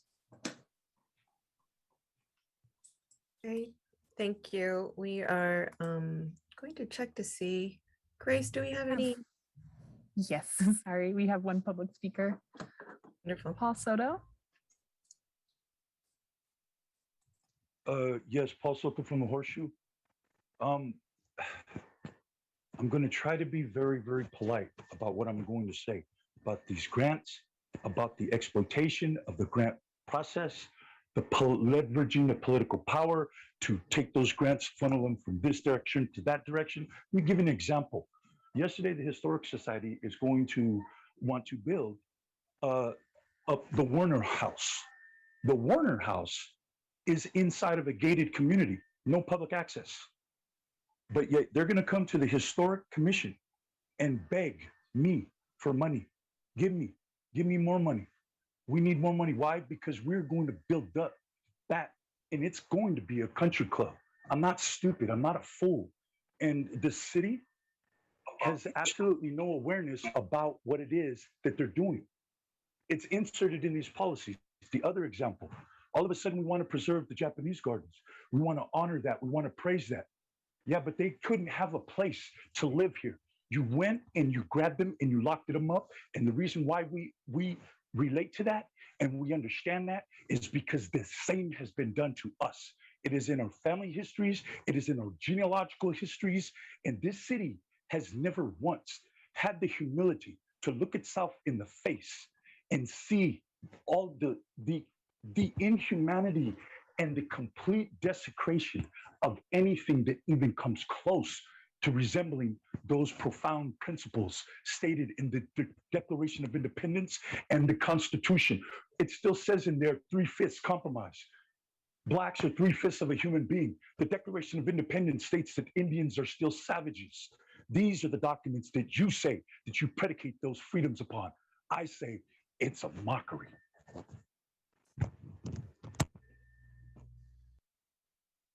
Back to the committee.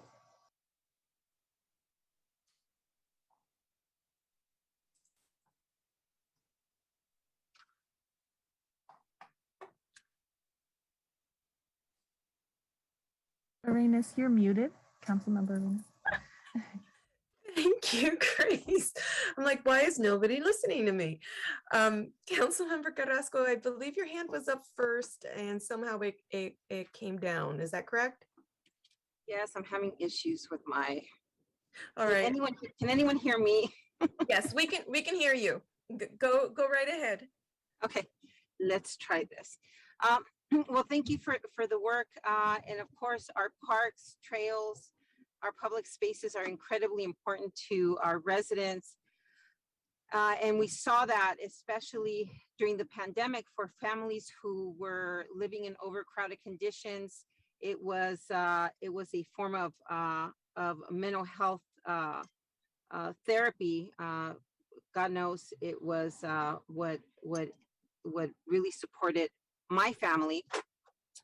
I have very few comments and questions. I want to just focus on one piece of it. And one is just one that it stands out for me. It's a thorn in my side, which is the all-inclusive playground. Angel, you and I have talked about this at length, but I have to make a public comment on this and put it on record. This is a grant that we received several years ago. It's just barely going out to bid. I'm so disappointed on this. It's barely going out to bid. The contract will be awarded in January. We won't break ground.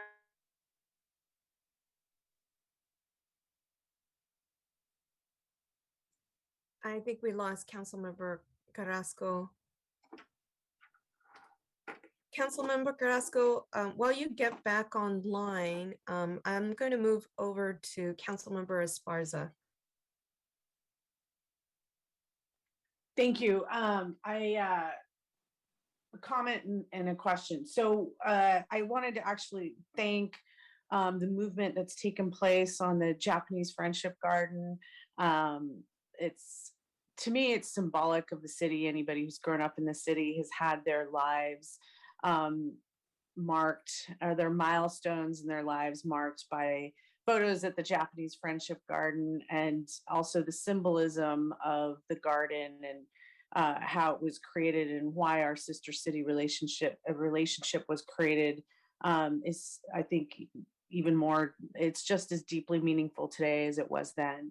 And so I just wanted to thank for the hard work, everybody's hard work in getting that tea house moving, in 2021. I mean, I know COVID slowed things down, but the flood was in 2017. And the koi ponds I know have been tremendously tricky. And the Friends of the Japanese Friendship Garden and the Parks Foundation and all the stakeholders are excited about getting that moving. And I know they're making plans on that. So I wanted to thank everybody for that. We talked about Havana Midfield on Tuesday, so I won't bring it up again until we have the big party to open that park. I do think that, I'll take that and lead it into my next question. Havana Midfield has been a community-driven process. It's been bureaucratic, as you well know, with Caltrans and the different government agencies involved in working together. And this is for a tiny patch of dirt next to a sound wall. And there's an inequity in having a community like Tropicana Lanai fight so hard for so many years about how to activate this patch of dirt.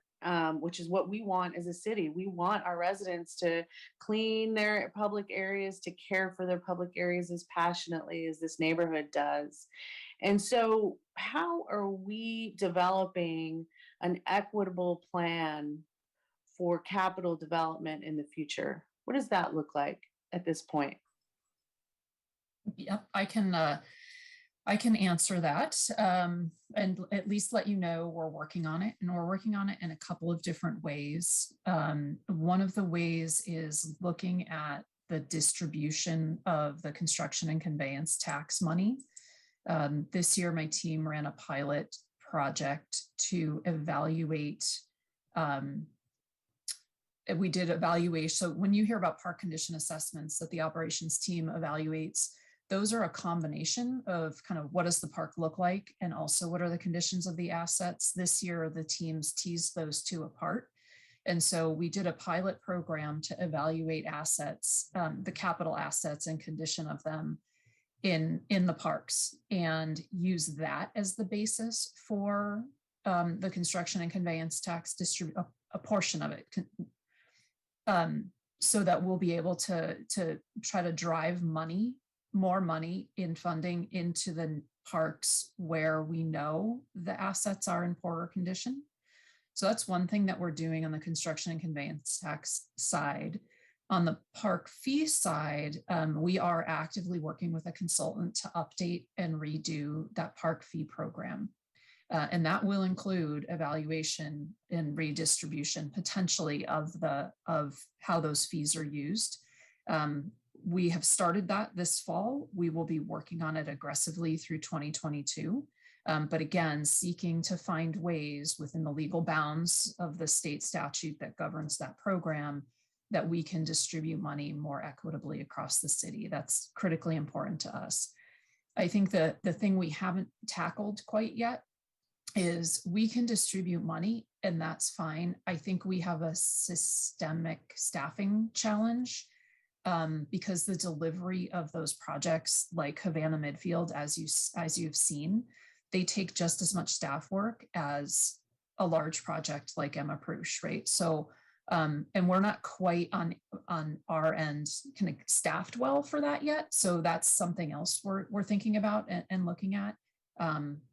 Because I do think we need to support the community more effectively for those projects. I think that's going to be a great project, and I'm so glad that you've dug in to figure out the delivery of that. But as you know, it wasn't easy. Yes, that's a massive understatement.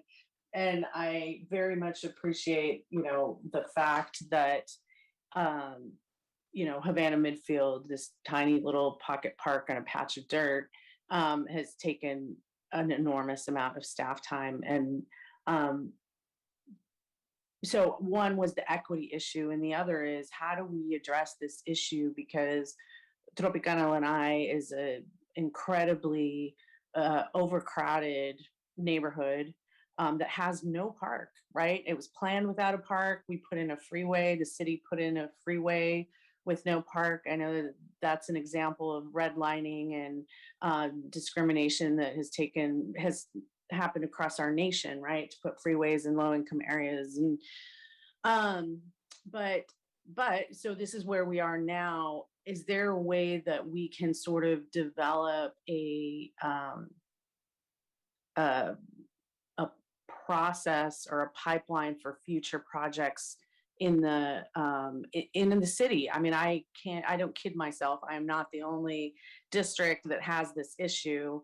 There are other parts of the city that have similar issues. And how can we sort of streamline this process and work with partners to get long-term commitments for similar projects so that it doesn't take this enormous Herculean task between the community and our staff? Because I do think, we're going to have neighborhoods like that, like Tropicana Lanai, that have nowhere to go. So we have nowhere to put a park except to find similar patches of dirt and clean them up, put a playground on them, right? So that's also part of the equity issue, is kind of figuring out how we can do that so that, perfect doesn't become the enemy of good, right? So I guess I'm trying to figure out how to systemize this so that neighborhoods in District 5 and District 3 and, other parts of the city don't have to do what everybody had to do for Tropicana Lanai. I'll leave you with other thoughts of things that we're working on. We are systemically using GIS tools, evaluating across the city right now where our park assets are and where we need to fill in gaps, where so we can visually show people. I mean, people intuitively know that live in these neighborhoods, but we want to be able to visually show people across the city and potential developers, like, this area that you're looking at for buying property is a park core neighborhood. And we want you to be thinking about potential future parkland here. What that's also allowing us to do is work with real estate to strategically evaluate those locations to see if we can identify properties that we can acquire. The other thing it will do is allow us to communicate more effectively with the community about, like, yeah, we totally get it. You have an area of need. If you know of a property, we want to work with you. So that's kind of the acquisition side and locating properties. I think to your other point, though, we are I'm doing some work with the park operations team right now. We have a consultant on board who's actively looking at kind of our park partnerships, how we can work with nonprofit partners more effectively to streamline their delivery of services, their support of our mission, right? So that's another piece of the puzzle that we're trying to solve. I'm not saying it's going to happen tomorrow, but it's very much on our minds. Okay, thank you. And I know we've, between Havana Midfield and the Coyote Creek Trail, we have strong partnerships with OSA and other groups that, you know, in talking to them, I think there's an opportunity for a long-term commitments, long-term relationships to build more on that for non-traditional, right? They've always focused on trails as they did it, you know, it was, and as we want them to do and to continue to do, but there's opportunities to have long-term relationships with partners like OSA to provide that support for future Havana midfields in our city. Last question, which is, I wanted to touch on the park bond, potential parks bond. Are you able to give us an update on that today? Sure. I think that item is actually agendized more specifically for February, but I will tell you it's something that's still, and I may be wrong about February, but it's sometime in the spring. It's something we're actively talking about and thinking about. I do want to say for us, it's not a bond because a bond suggests more capital construction. And while we have a long list of things we want to build, we have a significant need in our ability to maintain the things we're building. And so for us, we've been looking at potential opportunities to grow our operating funding so that we can have more park maintenance staff out in the field available to take care of our parks and trails and community centers. We are working with the city manager's office right now, actively evaluating the opportunity there, and I expect we'll have more to update you on in the early spring, late winter. Okay, thank you. And so I think just from timeline, a scheduling perspective, I do remember it's going to come back to us, but things are going to be moving pretty quickly from that point on because the council will have some decisions to make. I'm happy to, you know, and I'll just start calling it a revenue measure. but I think every resident in the city would be thrilled to see our parks and community centers better maintained. So I'll stop there. Thank you, Chair. Thank you. Councilmember Carrasco, are you able to hear us and speak? I can hear you. Hopefully you can hear me. We can hear you too. Okay, I'll make it quick. I just wanted to address the Emma Prush all-inclusive playground. I know that we got that grant a number of years ago, and I just wanted to address this issue. You know, I'm a little frustrated with the amount of time that it's taken to go out to bid, you know, and the contract will be awarded in January. We won't break ground until next year, and we won't have it completed until 2023. This grant was awarded in 2018. I just want to get a sense as to why these capital improvements take this amount of time. 2023, that's 5 years since it's been granted. 5 years, you know, especially in areas where we're highly impacted, in areas where we know families highly depend on our open spaces. You know, we were proven right through the pandemic how important, how vital, how critical these spaces are to our families.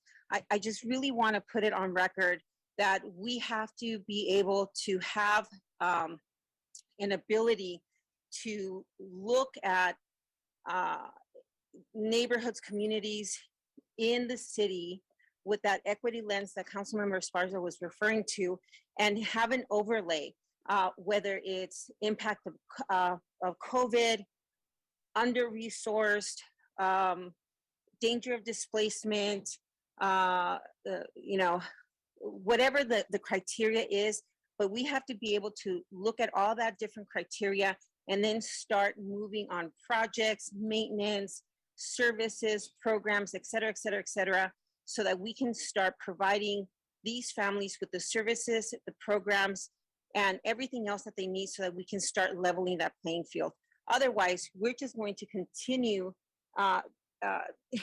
we're going to continue to talk about this 10, 15, 20 years and stay at the same exact place that we are today. So I hope that you can hear my frustration because this isn't the only project in my district that has taken this long. I don't know if any staff wants to make a comment on this, but 5 years since we've been given this grant, and we're barely going out to bid. Yeah, and thank you, council member. I do hear the frustration, and I appreciate that. I think the first response is I think we can always find ways to speed up delivery. I'll just say in this instance we have something of an unusual project, and the county, as they offered this grant, really had a strong focus on sense of place and storytelling, and so that required a custom approach to the project, working with vendors. There are things that people don't see, like we were looking at wooden construction, play equipment, and the internal discussion about, is it sustainable? Will it be set on fire? How will it be kept up? The park itself is larger than the Rotary Playground Garden, so it will be a significant draw in the neighborhood, but that also required a more restroom capacity and a whole new facility to come into the park. And that we unfortunately ran into a bidding process where the project was out to bid formally, and there was some site visits with the contractor who should have known better, but started asking questions of park staff who wouldn't know any better. You know, these are people who are just working to sustain the park, and they start asking questions, and that per our process caused them to not be eligible to bid. So we had to restart the process. So unfortunately on this project, we got thrown some left turns, but I don't want to underestimate your frustration. And I think we can always look at places to speed up as much as we can under the parameters we have to work within. Yeah, I'm not sure I understood any of what just happened. I'm not sure I understood. I'm not sure I understood any of that that was just expressed. Again, it's been 5 years. And so that actually just confused me a little bit more than what I was before your comments. I understood. So let me just say this. We can turn the clock back. Now we have what we have, which is a very delayed timeline. And this is part of the frustration that residents have with us. And they criticize bureaucracy, they criticize government timelines. They talk about how government, walks very differently than the private sector. I'm one that usually is front and center to advocate for the way that we work, because I think that we many times work better than the private sector. But in this case, this is a frustrating process. I will say we've also allocated and have accepted the budget for the expansion of the bathroom. And this is a widely used park that is used in the summer. The facilities are rented out. We have all kinds of programming that takes place there. I don't want to wait for the all-inclusive playground in order to build out that bathroom. We were doing it before to save some sort of to have some sort of cost savings, but this is before we even knew that we were going to have an all-inclusive playground. We had already allocated the funding for the expansion of that bathroom. That bathroom was built out. That's the original bathroom, and it smells. It's gross. It's it's very, very small. No one anticipated the usage of that bathroom, and they they had to bring in porta potties. The funding ran out for the porta potties. They removed the porta potties. We're back to the original bathroom. What can we do to move forward with the construction of the expansion of that bathroom? We're actually checking on that for you right now. The last we heard from the Public Works is working with us on that, and we're talking about renovation of the existing bathrooms at the site. And they are currently working on that and managing getting a contractor in there. And we understand that the start of work is imminent, but we don't have a schedule at this very moment. I apologize for that. The construction of the all-inclusive actually will also include another new restroom building proximal to the playground. So not only will we renovate the existing ones in the short term, when the all-inclusive opens, we'll have additional restrooms at the site, which I think is important. Well, that's great, but in the meantime, my residents are having to do with a really disgusting bathroom that by the way, you know, I don't know if you've heard what park and recreational leaders have to do. They have to stand there. They have to look through the bathrooms. They have to stand guard. There's a lot of energy that goes into the usage of that bathroom, partly because of the conditions, partly because of safety issues. It's just not acceptable that children on the east side of San Jose have to endure that kind of process just to go to the bathroom. You know, I'm going to make a request that staff really look into this and that we do whatever's necessary ahead of the construction of the all-inclusive, and we move forward with the renovation of those bathrooms. If nothing else, at least the bathrooms, given that that park is highly utilized. It's surrounded by extremely small apartments. You know, the mobile home park is there. The PAL Stadium is there. I mean, it's just, it's a fantastic area right on the corner of King and Story, right where D7, D8, D5 meet up. It's historic. One of my favorite spots in the east side of San Jose. Vegilution is highly utilized. This is an area that we have to preserve. We have to really regard and value, and we have to be able to give it the kind of facilities that it deserves. That's it for me, Chair. Agreed. I'm full-fledged supportive of your stance there. My district also uses that park quite a bit. I'm imagining District 7 does as well. Kind of in that line of questions, this is one of the things that I had on my list. And you know, you mentioned in the beginning of the presentation that the in lieu, of course, there's differences between the in lieu fees and the CNCs, and we know what those are. And because there is more development happening in certain districts, there's more investment in those districts because of those in lieu fees. My district happens to be one that is restricted from development. And so unfortunately, it's also restricted from receiving those same number of dollars of in lieu fees. And so how do we balance between, or what is the decision making between in lieu fees and then the CNC?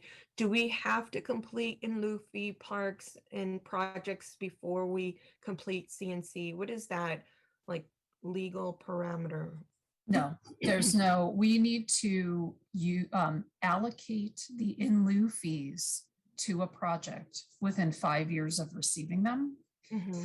But there's no requirement that we use the in lieu fees ahead of construction and conveyance. And oftentimes we end up using a combination of fees, like, and you know, in Council District 8 in your district, oftentimes you don't necessarily have enough in lieu fee to complete a full project. So we'll take the in lieu fee and supplement it with construction and conveyance tax to be able to get the funding. So we don't, when we're thinking about project delivery and scheduling, we're not thinking about the funding source. We're trying to stay focused on community need and the backlog, how long a project's been waiting to start. Got it. Okay. I hope that one of my colleagues can make a motion on this and maybe if you could provide us with an update on how you'll move forward between CNC and in lieu fee projects so that we can see the not the fairness, because it shouldn't be equal. It really there should be some equity there. And if you're recognizing that there's more projects in 3 and 6, then we shouldn't project more priority in those districts, especially if there's fully funded projects in other districts. And for me, a question would be like, if a project is fully funded, will that begin within a year? I'd like to see more of a process flow chart in terms of, once a project is fully funded, that'll and the priority criteria that you use to see where it's at in terms of, it'll happen before this, but after those projects. And that way, we understand where we are in terms of the priority for projects, and then we can be, very transparent with our community in terms of expectations. Because I'm not going to add to all of that. You already know in terms of what our challenges have been in District 8 and some of the high traffic parks.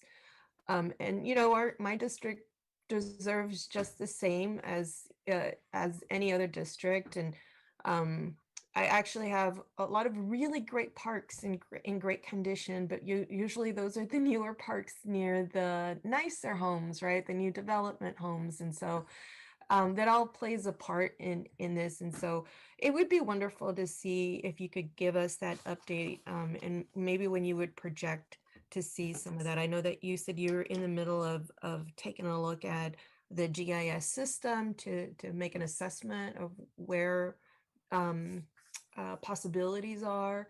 And with some of the feedback that you heard today, give us a better, or give us an idea, I'm sorry, not better, I don't want to qualify that.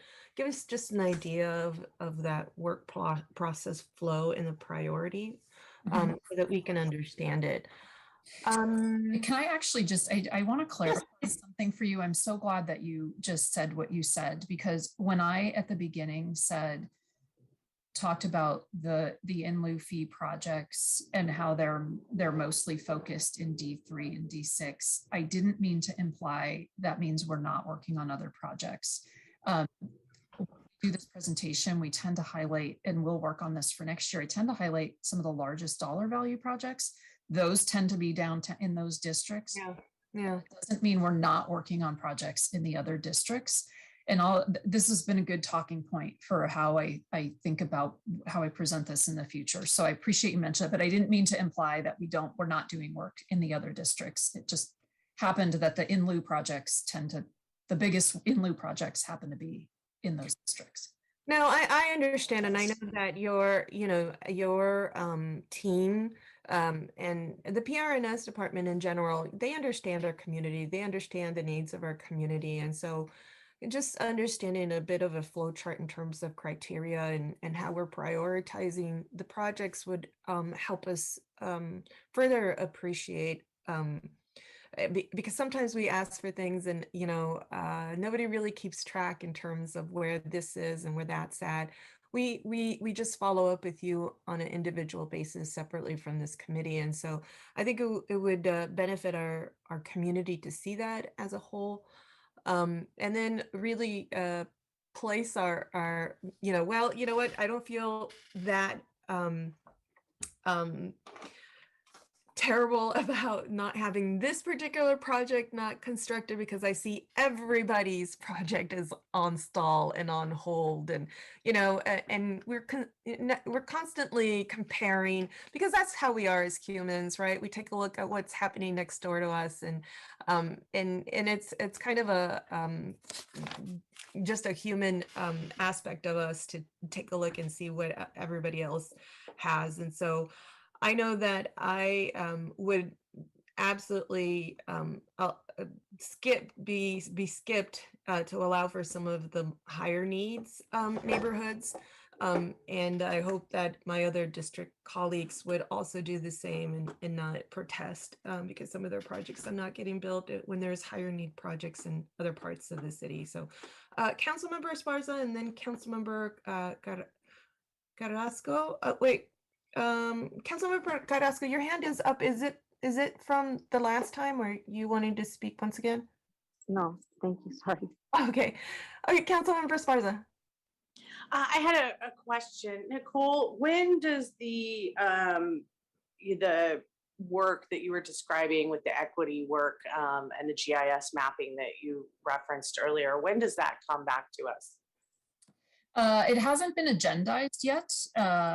Good question. The mapping is done. We're working on the acquisition strategy now. It'll be ready for public consumption this spring. So I can have a conversation with Angel and John about how to make that publicly, make the public aware and make council aware of it. Okay, because I think the timing of that, particularly as we develop the revenue measure moving forward, obviously one feeds into the other. And so I was trying to figure out if Councilmember Arenas' flow chart could be included as part of that. But I guess if we could include, I think that would probably be the best time, unless Councilmember or Chair Arenas, if you could think of another time that you would prefer to have this come to us. I'll defer to Angel and John. Angel, we work together on that work plan, so I'll default to you. Yeah, Councilmember, I think we've received a lot of really good feedback, right? And as you can see from this conversation, there's a few kind of systemic issues that we need to address, right? Of course, there's of course always the issue of project management, and we'll keep addressing that.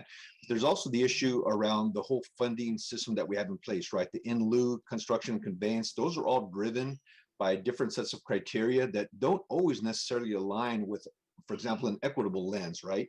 So basically you have older parts of the city that have been built out that basically aren't receiving any money, whereas you have newer parts of the city that still have real estate and are getting, and are not only newer, but also are getting the funds to construct new amenities, right? So there's an issue that we got to reconcile there. So these are very loaded issues. I will say this, that the department did, and this was also a council approved document, adopted the Activate SJ, and that begins to lay a framework and a pathway around applying equity and serving especially high need vulnerable communities in this work. And I think if we just connect the dots on all those pieces and take the feedback that we received today, we'll kind of put together a strategy, a work plan on how we plan on doing that. We'll incorporate again the any potential fee measure or revenue measure.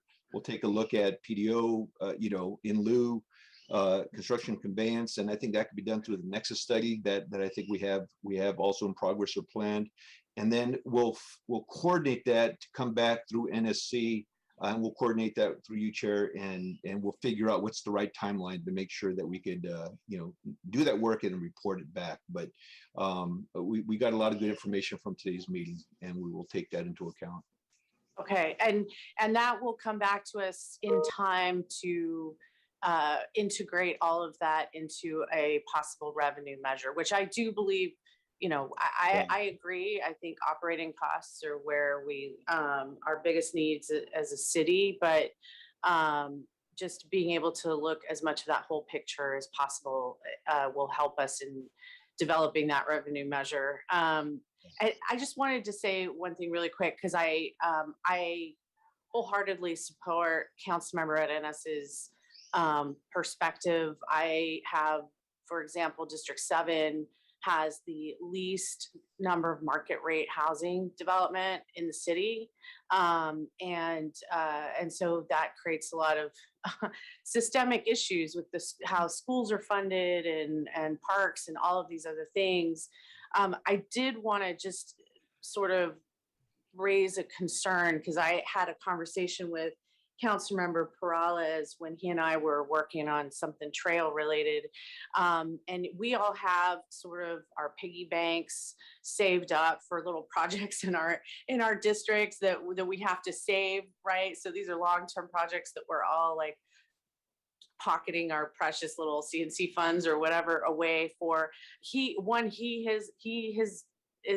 Has his piggy bank for is a park in Spartan Keys, and that's in District 3, and it's a populated low-income community that needs a park. And so I just I think by taking that equity approach, that would be something that would meet what the point that Councilmember Readiness is trying to make, that we need projects moved across the city, but without hurting neighborhoods like that. And that's just one I'm aware of because I've talked with him about it. And so I just wanted to raise that up because I think she's 100% right, because I'm in the same situation.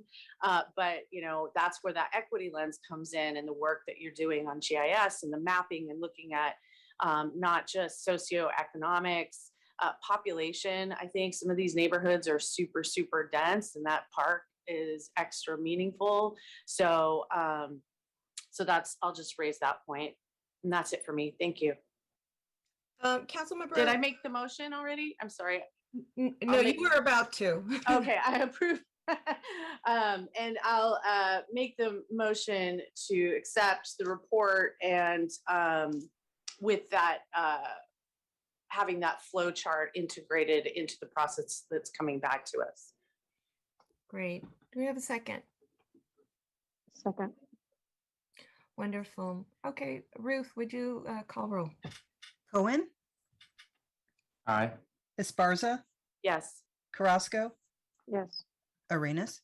Yes. Thank you. Wonderful. So we are going to move on to, we have two more items on the agenda, and my target is to make sure that we are complete by 12 p.m. So hopefully we all can be on that same timeline. So next is item 4, Urban Confluence Silicon Valley Project Quarterly Status Report. This is from our Parks and Recreation Neighborhood Services Department. Go ahead. And this is me again, Nicole Burnham, Deputy Director with the department. You'll be happy to know this is a 5-slide presentation, 2 of which are the front and back cover and close. So just a friendly reminder, May 4th, we were at council with this project. This is privately funded project of significance in Arena Green Park. So this slide's just reminding you of the direction that we were given as a result of that. So we are here with our second quarterly report. So one of the items we were directed to do, the project was directed to do, was post within 120 days, post a schedule for the project. That was done. It is on the website for the project, which is shown here. And then some of the key dates you'll be hearing about, we plan to have an outreach plan developed by the end of January. And I'm going to talk more about that on the next slide, with doing more public outreach as we were directed to do by council in the first half of 2022. The project proponents have committed to a fundraising plan by June 1st of 2022. So what have we done since August? I'm happy to report we executed the reimbursement agreement that has allowed the developer to provide funding to the city to pay for the staff costs associated with the project. There is a service order working its way through approval. We're hiring a consultant to do the project management so that our staff in PRNS isn't having to do all the heavy lifting to keep this project moving forward. Thinking about project delivery, when we're talking about $150 million project, the delivery costs and delivery effort on the part of staff is going to be significant here. So having consultant services is really important for me. And we have been working on outreach strategy. So Urban Confluence, the developer, is going to contract the consultant. I've been helping them with that. We've interviewed and talked with about a half dozen consultants. We formally interviewed 3. We have a consultant that we are circling in on, but haven't actually executed a contract yet. And so the goal is that the Urban Confluence would hire the consultant, but that the PRNS team, city staff, and through our project management consultant would lead the outreach effort. So, because I think that sounded important to council when we were there in May. So that is where we stand with regard to that project. And I am going to zip it there and turn it over for questions. Thank you, Nicole. Grace, would you call on our public comment?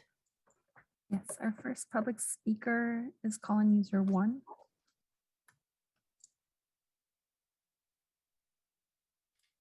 Go ahead and unmute yourself and begin comments. Hello. Hi. It's me. Yeah, no, the parks need money. They need to be maintained properly. And the city council needs to prove why they can have future projects of building urban villages and other things. You got to maintain the parks first to prove to me that you can do anything. I mean, the fountain's finally running at the Rose Garden, right? And finally, you don't have these ogres from the park police telling people they can't sit at picnic benches and picnic tables, or arresting people, grabbing their genitals. That's what your park police does, by the way. And I'm glad they haven't shown up to the Rose Garden for a very long time, because they should maybe be behind a desk somewhere or in the unemployment line, but that's another story. But I do want to say that the parks are being maintained as well as they can with what little money you guys seem to find for them. And I like to see the real grass, fountains running, clean bathrooms. This is all important, given we really can't do much with COVID. Who wants to go inside with a mask? It's disgusting. I wish you guys would lift the mask mandates here in San Jose. Having to wear that face diaper is a joke, by the way. You guys are all part of that. You guys seem to promote it in all your pictures on Twitter and Facebook and everything else. Like I've always said, you should all be ashamed of yourselves the way you run this city. But the parks are looking pretty good, and I vote for more money for them. I vote to keep them up, keep the grass green. Mr. Cincini, this has to do with Urban Confluence, which is a project that is being funded by a private developer. Oh, good. Well, I hope the private developer can continue what's happening now and not screw it up like you guys have. So, like I said, I just, this is my 2 minutes, and, you guys want to, the whole thing, you control speech by this whole topic thing and what you think. Next speaker is Paul Soto. Yes, Paul Soto from the Horseshoe. Well, thank God for zippers. Thank God for them. Ms. Burnham, the way that you were talking in a personal pronoun sense. I don't think that you were including me in that personal pronoun that you articulated with respect to these policy decisions. You said, yeah, this is my personal favorite. You're not conducting city business for your own personal circumstances, or those contributors and those billionaires that have come here and the city is gone. They've already bought it, but that wasn't enough for them. Now they got to erect the symbol of white supremacy. That's what they got to do. Gentrifying the Chicanos and the Mexicanos and the people, and so that you don't have to deal with the accountability that you have. What this city is doing today, right now, is the same very facial expression that Derek Chauvin had when Derek Chauvin had his knee on George Floyd's neck. It is killing its own population with a straight face. It's inserted in policy, and it just came out of La Señora's mouth. And we can't call it that. Why? Because, oh no, the city politics, there's all kinds of internal politics that nobody knows about. Nobody knows about. But yet it affects these public policies and these discussions. Now, it is my sincere hope that you do not dig up a Native American burial ground right there, because if you do, you're building on the banks of the Guadalupe. I grew up around the block from when that happened with the taming station, and you guys are building in the same side of the creek. Back to the committee. Thank you. Seeing that there aren't any hands that are up, I'm going to give some time. I'm wondering, I've had this conversation before on the dais about I didn't necessarily support this project because I didn't see the priority over small local parks and having us invest in getting this construction going, even though it's being funded by a private source.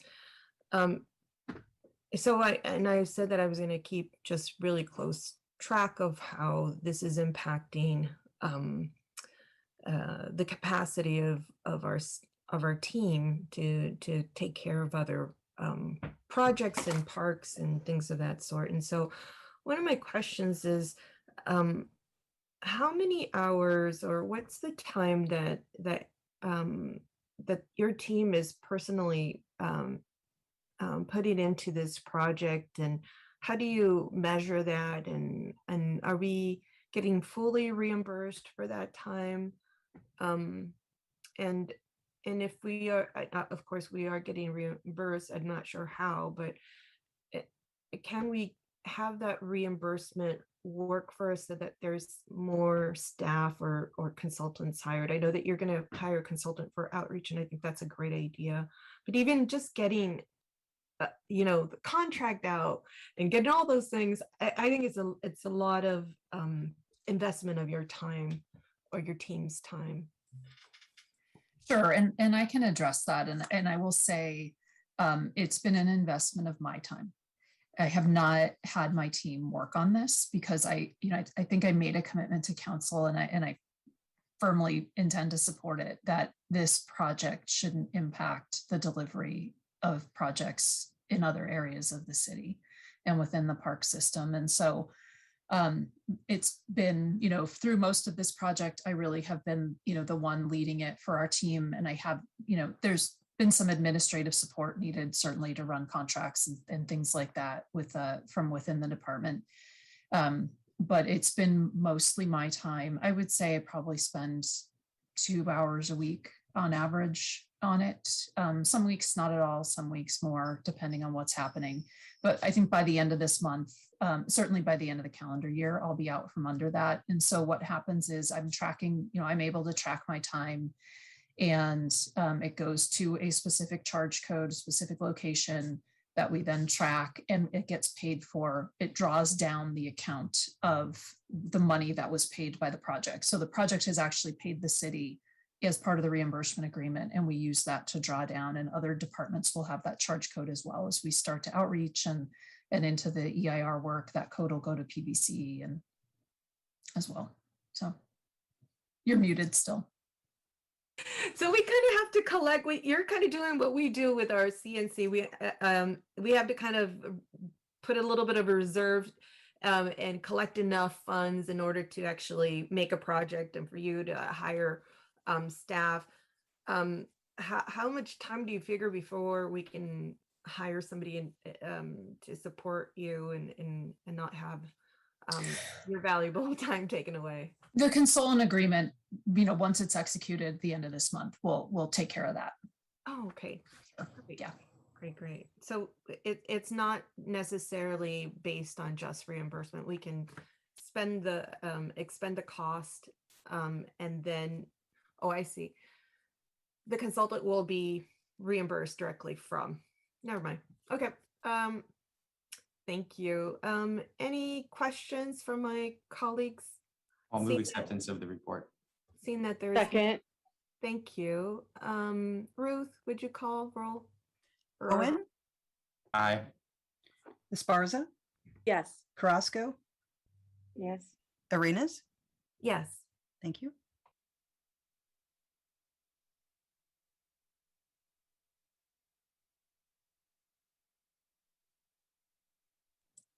Councilmember, you're muted.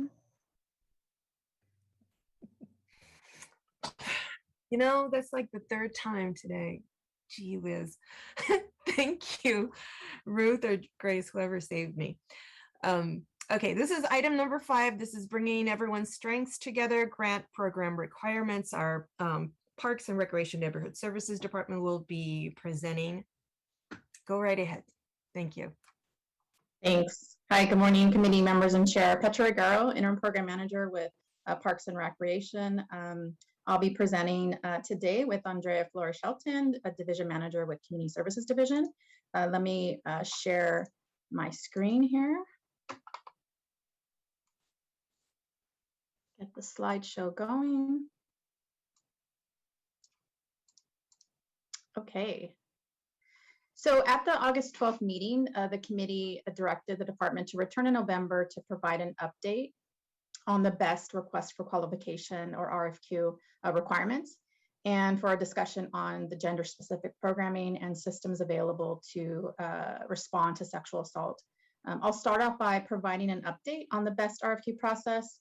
The best grant program has typically administered an RFQ process every 3 years to establish a service provider qualified list.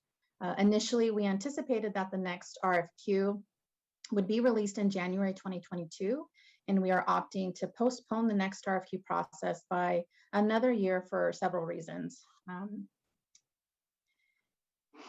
And so the department is currently in the process of updating the Mayor's Gang Prevention Task Force strategic work plan and has established a steering committee to guide the development of the goals and framework of the plan. The steering committee is tasked with framing the service modality and consideration of how the city is reimagining public safety to address youth violence, including gang violence, where in previous years has primarily focused on gang violence. The BEST grant program is a key component of the task force's service delivery model. And so with that in view, pausing to incorporate the latest revisions to the work plan is necessary to ensuring that the BEST grant program remains in alignment with the broader set of task force goals and objectives. Some other key items that led to our decision to postpone the process is the evaluation of the current performance metrics tool, which is the units of service. We are currently working with the consultant, Resource Development and Associates, to evaluate the best theory of change and develop a framework to understand what other tools are available to measure not only outputs like the unit of service tool, but also measure program outcomes. I'd also like to share that council just approved 2 new positions to the BEST administrative team, a senior analyst and an analyst position. And these additions to the team will greatly increase our capacity to better implement and coordinate the oversight and accountability measures of the grant program. Here's a projected timeline for the new RFQ process. We're projecting to release in January 2023, and services for that next triennial period will begin September 2023. The BEST grant program will continue to administer and track grant awards using the current list of eligible service providers to implement services through August 2023. While we understand that the postponement of the RFQ may delay new agencies from joining the qualified list, we feel the benefit of aligning with the strategic work plan framework and evaluating our performance metrics is crucial to meeting and evaluating the best program outcomes. I'll now turn it over to Andrea. Thank you, Petra. Good afternoon, committee. Andrea Flores-Shelton, Deputy Director of PRNS. So in response to the committee's questions we did in the memo, and now just want to provide an overview of how our city services, as well as our best providers, are providing gender responsive and female specific services. You can see over the past 4 years, we serve annually between 100 and 200 females through both case management and our culturally competent Shinachli groups, and that is an evidence-based program that we annually retrain our staff on. And we're very proud that our best providers serve over 50% of female clients. Of our providers, 4 do female-specific programming. In addition, we did update our intake form in the last, I think, 2 years to be trauma-informed. And in addition to just asking about binary genders, we have now included a non-binary category, as well as an option for young people who prefer not to respond with their gender. So again, we are evolving as the community and as the science really it encourages us to do. Next slide. So in addition, the committee did ask us to look into whether or not the current Mayor's Gang Prevention Task Force Community Crisis Protocol would be something that could be applicable to sexual assault response. We looked into this with the County of Santa Clara's Office of Gender-Based Violence Prevention, and the memo describes how there is already an existing sexual assault response team and how the city is involved with that with the San Jose Police Department. And I understand tomorrow you do have the joint meeting where you will be kind of going into this in more detail. But we were also very pleasantly surprised to see that there's also $1.5 million in grants being allocated to gender-based violence prevention in the areas of prevention, intervention, and innovation. And that's something that we want to make sure that our best providers are well aware of, and we are asking them to come and do a presentation to the tech team. And then finally, I just did want to highlight that both the CMO's office and PRNS, we are now involved in the cross-agency systems team steering committee. This is through the county, both the child welfare department and all the juvenile justice departments, as well as the courts, have been engaged for some time in developing a single system of support for young people, really with the goal of one, preventing young people and families from getting into the system, but also ensuring successful exit from these systems. And we're very pleased that now both PRNS and the city as a whole are a part of the CAS team. I was a part of the retreat earlier this week, and I know that Angel Rios and Israel Canjura have been a part of really understanding what the demonstration sites are doing and how the city can be more integrated into the single system of support. So with that, this is the end of our presentation. We'll be happy to answer any questions. Thank you. Grace, I believe we have some public speakers. Yes, we have first Paul Soto. Yes, Paul Soto from the Horseshoe. Thank you for the report. I would like to know if there's anything about men that have experienced sexual violence, sexual assault, and that there's a place for us. I would like that explicitly articulated if I can. Number 2, Esther Perales Dickman opens her mouth with respect to that tragedy that happened on the at the 680 with the officer getting off and hitting that woman and doing what he did to her. To any human being, it is offensive. But to a woman, to beat her like that? She spoke up vociferously on that issue. But when homegirl in the McDonald's parking lot, who was on her knees on film with her hands cuffed behind her back, and that officer viciously attacked her stomach. And I believe that he knew that she could possibly be pregnant and that that was targeted, psychologically kill the next generation. Not one peep out of her. Not one peep. Okay, so if you want to get in this ring and get into the fight, then let's go. But don't cherry pick your moral and ethical positions based on politics.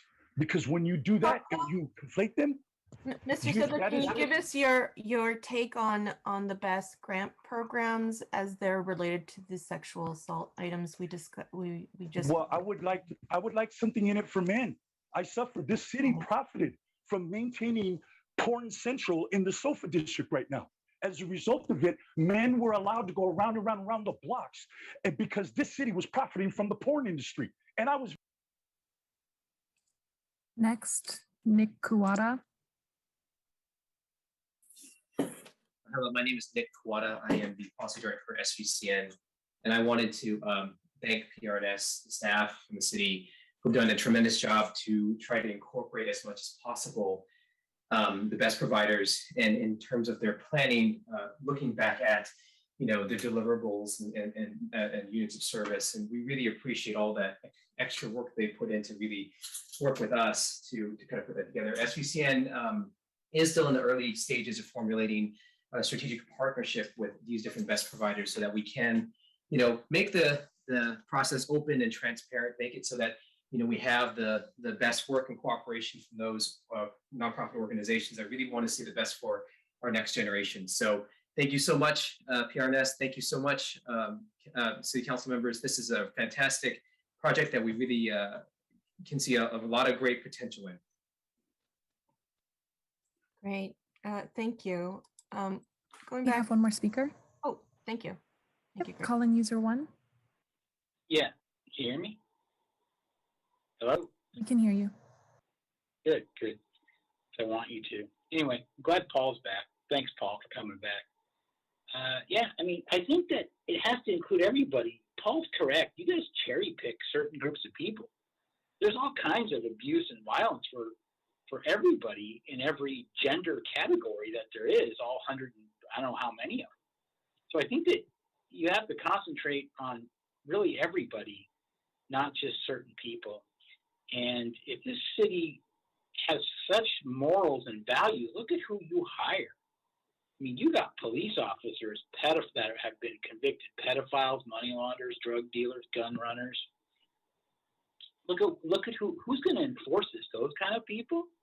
Who's going to be there for the backup and the reporting? Those kind of people. I mean, you got guys waving their badges around off duty, thinking they're king of the hill. Who are these people you hire?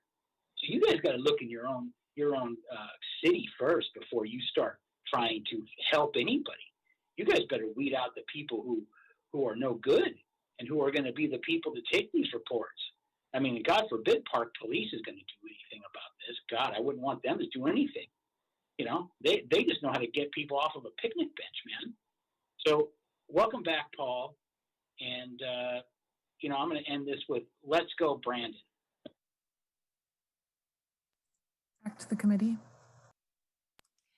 Thank you. Councilmember Esparza, go ahead.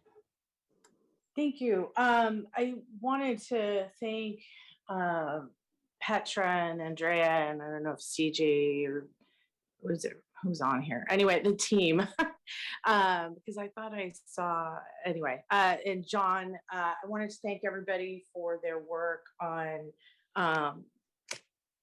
this. And I had, what's happening? You know what? I'm having technical issues. There we go. So I had a few questions on the timeline. So over the course of the year, the steering committee is going to work on developing those units of service.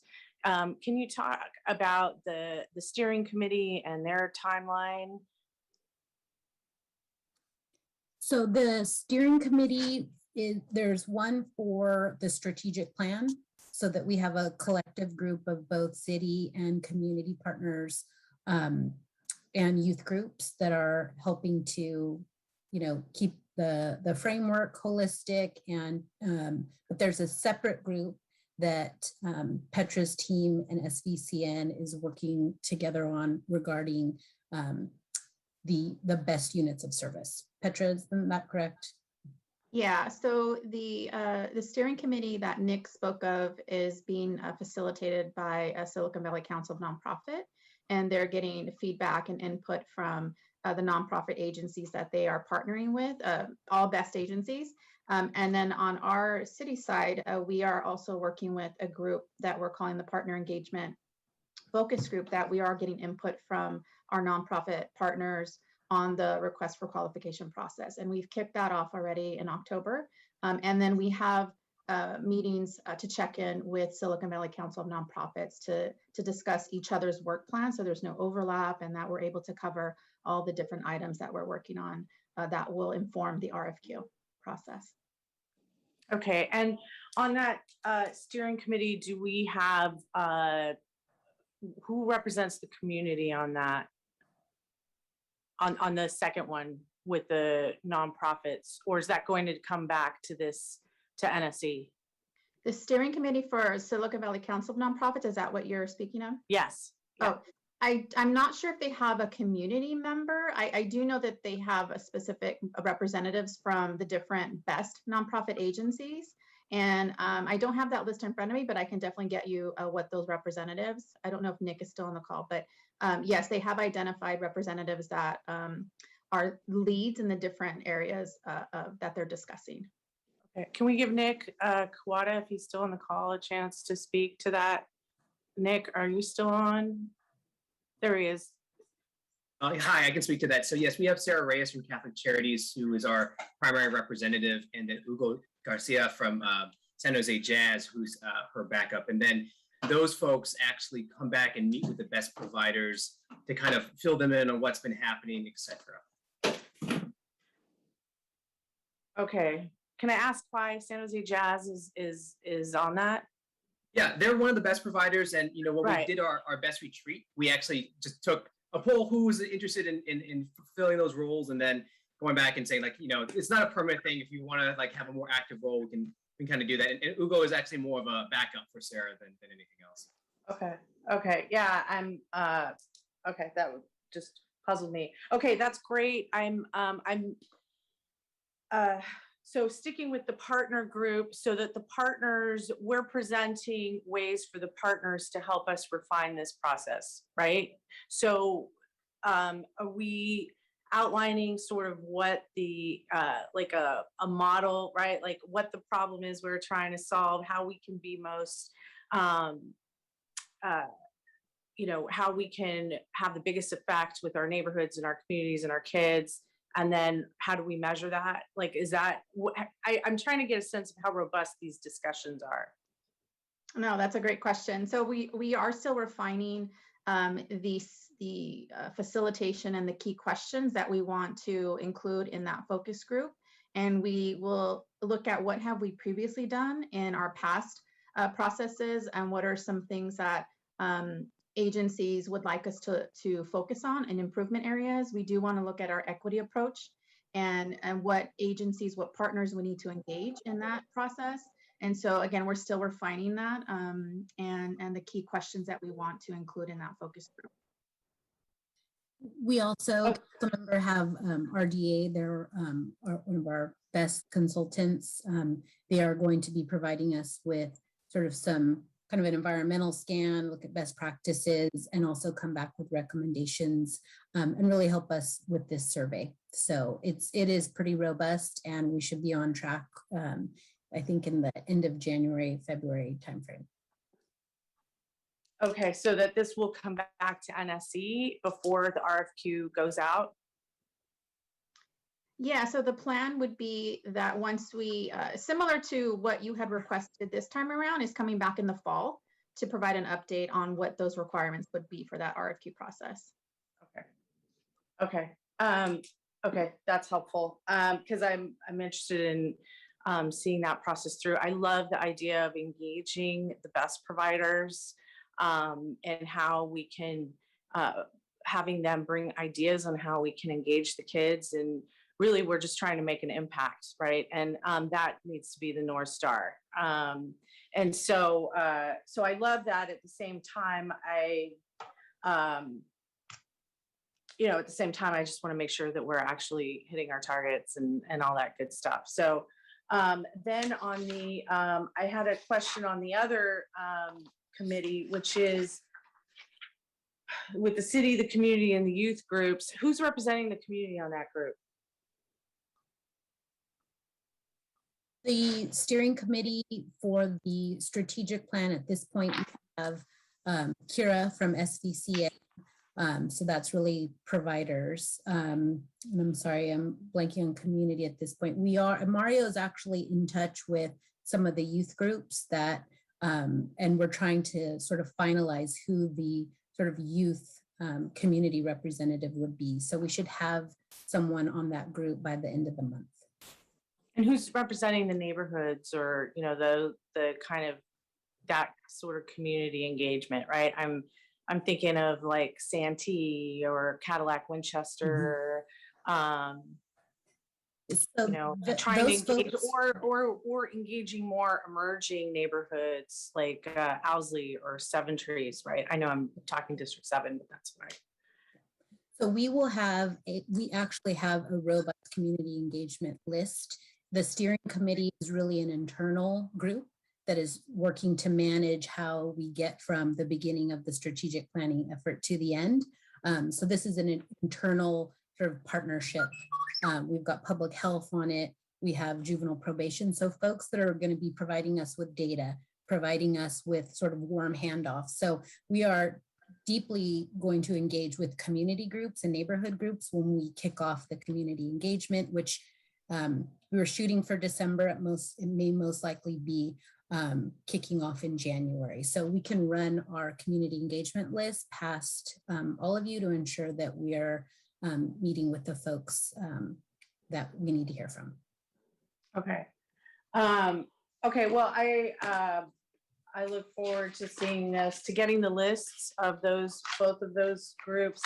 And I look forward to seeing this move forward. I know this has been a lot of work, and it's going to continue to be a lot of work, but it's really, really, really important work. So with that, I will move to accept the report.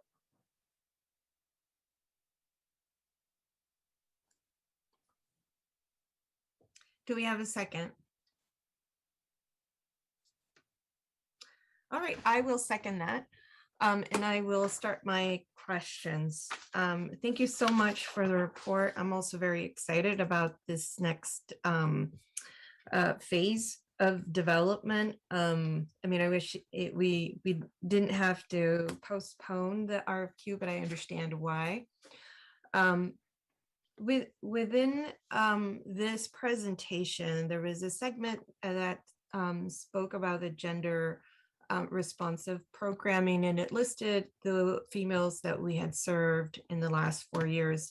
And one of the reasons that I had brought this up, and especially in the Mayor's Gang Task Force, is that the number one reason that young women are involved in the juvenile justice system is because of sexual assault. So the research already shows us that. And the county has done some research around incarceration of women, of young girls, and through the Vera Institute, they realized that they were incarcerating young women with lesser charges. And so just really leading those young women into a pathway of perpetual incarceration, if you will, or future incarcerations, or more severe charges for incarcerations. And the reason I'm bringing this up, and I had brought this up during the Mayor's Gang Task Force, is because there's this intersection. We provide these services for young women, and we have to recognize that within the behavior that these young women have created in their lives is due to potentially some trauma. I'm not saying 100% all of those young girls are have been sexually assaulted or abused, or maybe physically abused, but there's certainly a good number of them. And I think that we've seen that in past youth intervention programs. Petra, you know, we've done this before. You remember the number of child abuse reports that we would have to do after a Chowchilla trip or after any like really emotional curriculum programming that was completed. And so we have to really build in the larger picture in terms of what is happening to our young girls. And I realize that there's other things that are happening to our young men as well. And those issues are being addressed through this Mayor's Gang Task Force primarily. But the women are, I feel, an afterthought. And I wanted to be very intentional and very strategic in the way that we support young girls. And so I appreciate the information in terms of the number of girls that we are serving. But for me, the question is, how are we serving them? And how are we making that difference so that we interrupt? There's a pipeline here, well documented and researched, not by me, but there's a sexual assault pipeline that comes from sexual assault trauma, and that leads young girls into juvenile justice system or leads them into domestic violence or sex work. And we need to make sure that we know these trends within our own city so that we can be responsive. And I don't see this connected to what we already know. Predominantly, we have children under the age of 13 that have the highest number of sexual assaults in this city. It's not intimate partner violence, it's young girls under the age of 13. So those aren't intimate partners. And usually it's by somebody who they already know. So I like to have an offline conversation about the next steps that because I know we're not going to solve for this here. I would like to see how we are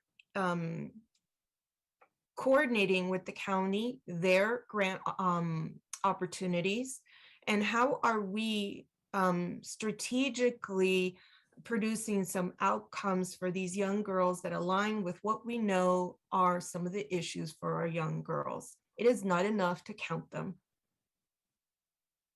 I need to see the same in-depth analysis that we've done with the logic models. And I know that this is a path forward, that we all are moving in this path for all of our best programs. But in the meantime, let's be strategic with what we know so far. So how are we going to do this? Councilmember, if I may,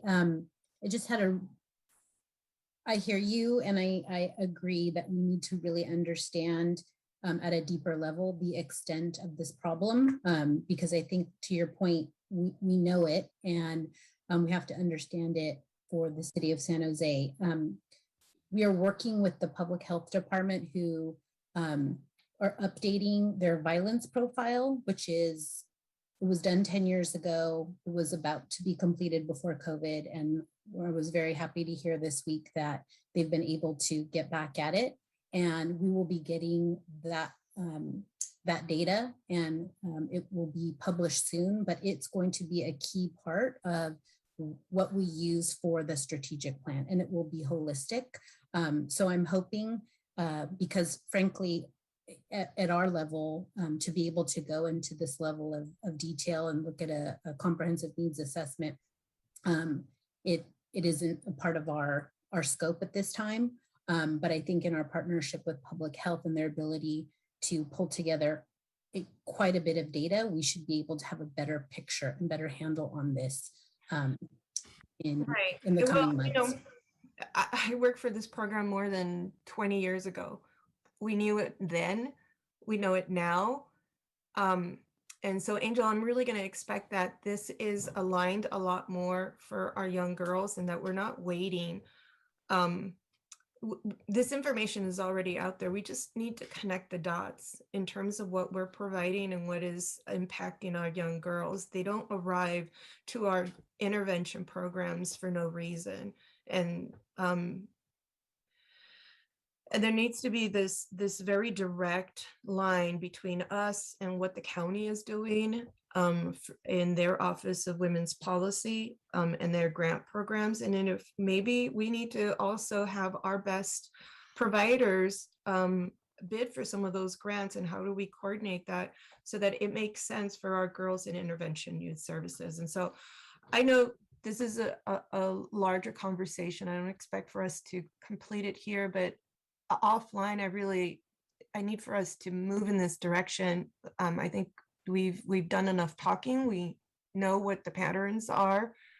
There's a lot of response programming for our young men, and as there should be, so we can intercept in their pipeline. But we also need to, one, identify that there's a pipeline of sexual assault for our young girls, and two, determine what are the best strategies. And I'm glad to hear that there was a theory of change for overall best programming, but there also needs to be a theory of change for our young girls so we can figure out what strategies work for them, what's effective, and how to improve those outcomes that we're working so hard towards. So thank you for the presentation. And Angel, we can take this offline. Okay. All right, go ahead, Ruth. Cohen, Aye. Esparza, Yes. Carrasco,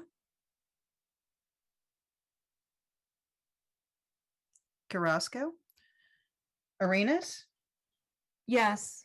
Thank you. And I think Councilmember Carrasco has been having some technical issues, so I think she might have been got kicked out of Zoom. We might want to follow up with her. Thank you so much, everyone. I think the last item that we have here is public comment. And so, Grace, would you take us to our public comment speakers? Yep, we have Blair Beekman. Hi, Blair Beekman here. Can you hear me? Hopefully you can hear me okay. Yes. Thank you. Hi, happy Thursday.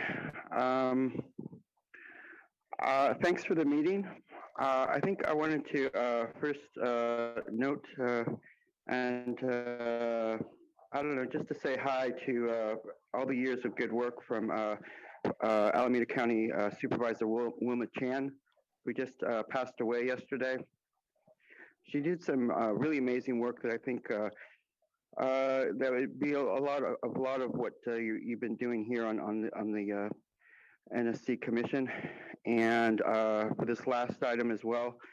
And also, you know, I think she was working on ways of creating a future unity for the police peer review program and its counseling services. How to unify that process. She'll be really missed, and I just wanted to say hi to her at this time and thank her for her work, years of work. I also wanted to note that I guess last Tuesday, at City Council, I did speak on item 2.7, was an issue about the future of a hotel in a small little space on the corner of Santa Clara and Almaden. And I very much thank the people who spoke at that time on the item. And I've looked over the letters to the public from local here 19. They're kind of a restaurant union and you know, hotel worker union, and they provided a really nice letter that asked, you know, can we have a bit more public dialogue, community dialogue, and before things are finalized. And I thought that was a nice idea. I just wanted to mention that at this time, and thanks for the meeting. Paul Soto. Yes, Paul Soto from the Horseshoe.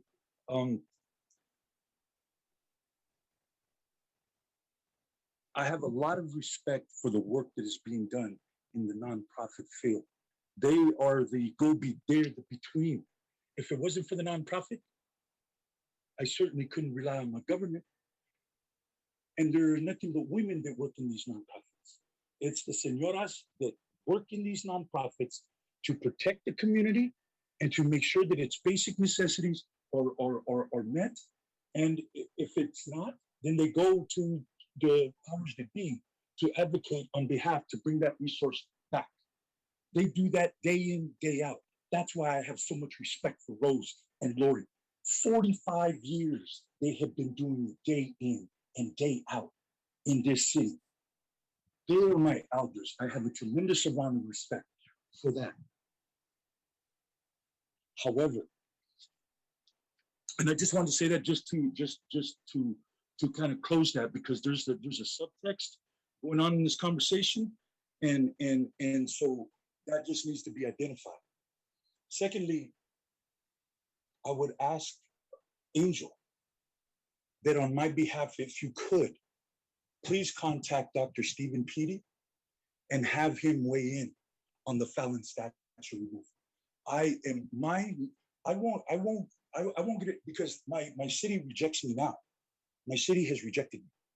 They've rejected me, and that's fine. I'll live with that. However, in perpetuity, 50 years from now, my name will be in perpetuity associated with the removal of that statute, because you looked on every single city document and I followed it all the way to its completion, about the only thing that I have ever completed in my life. And Call in user 1.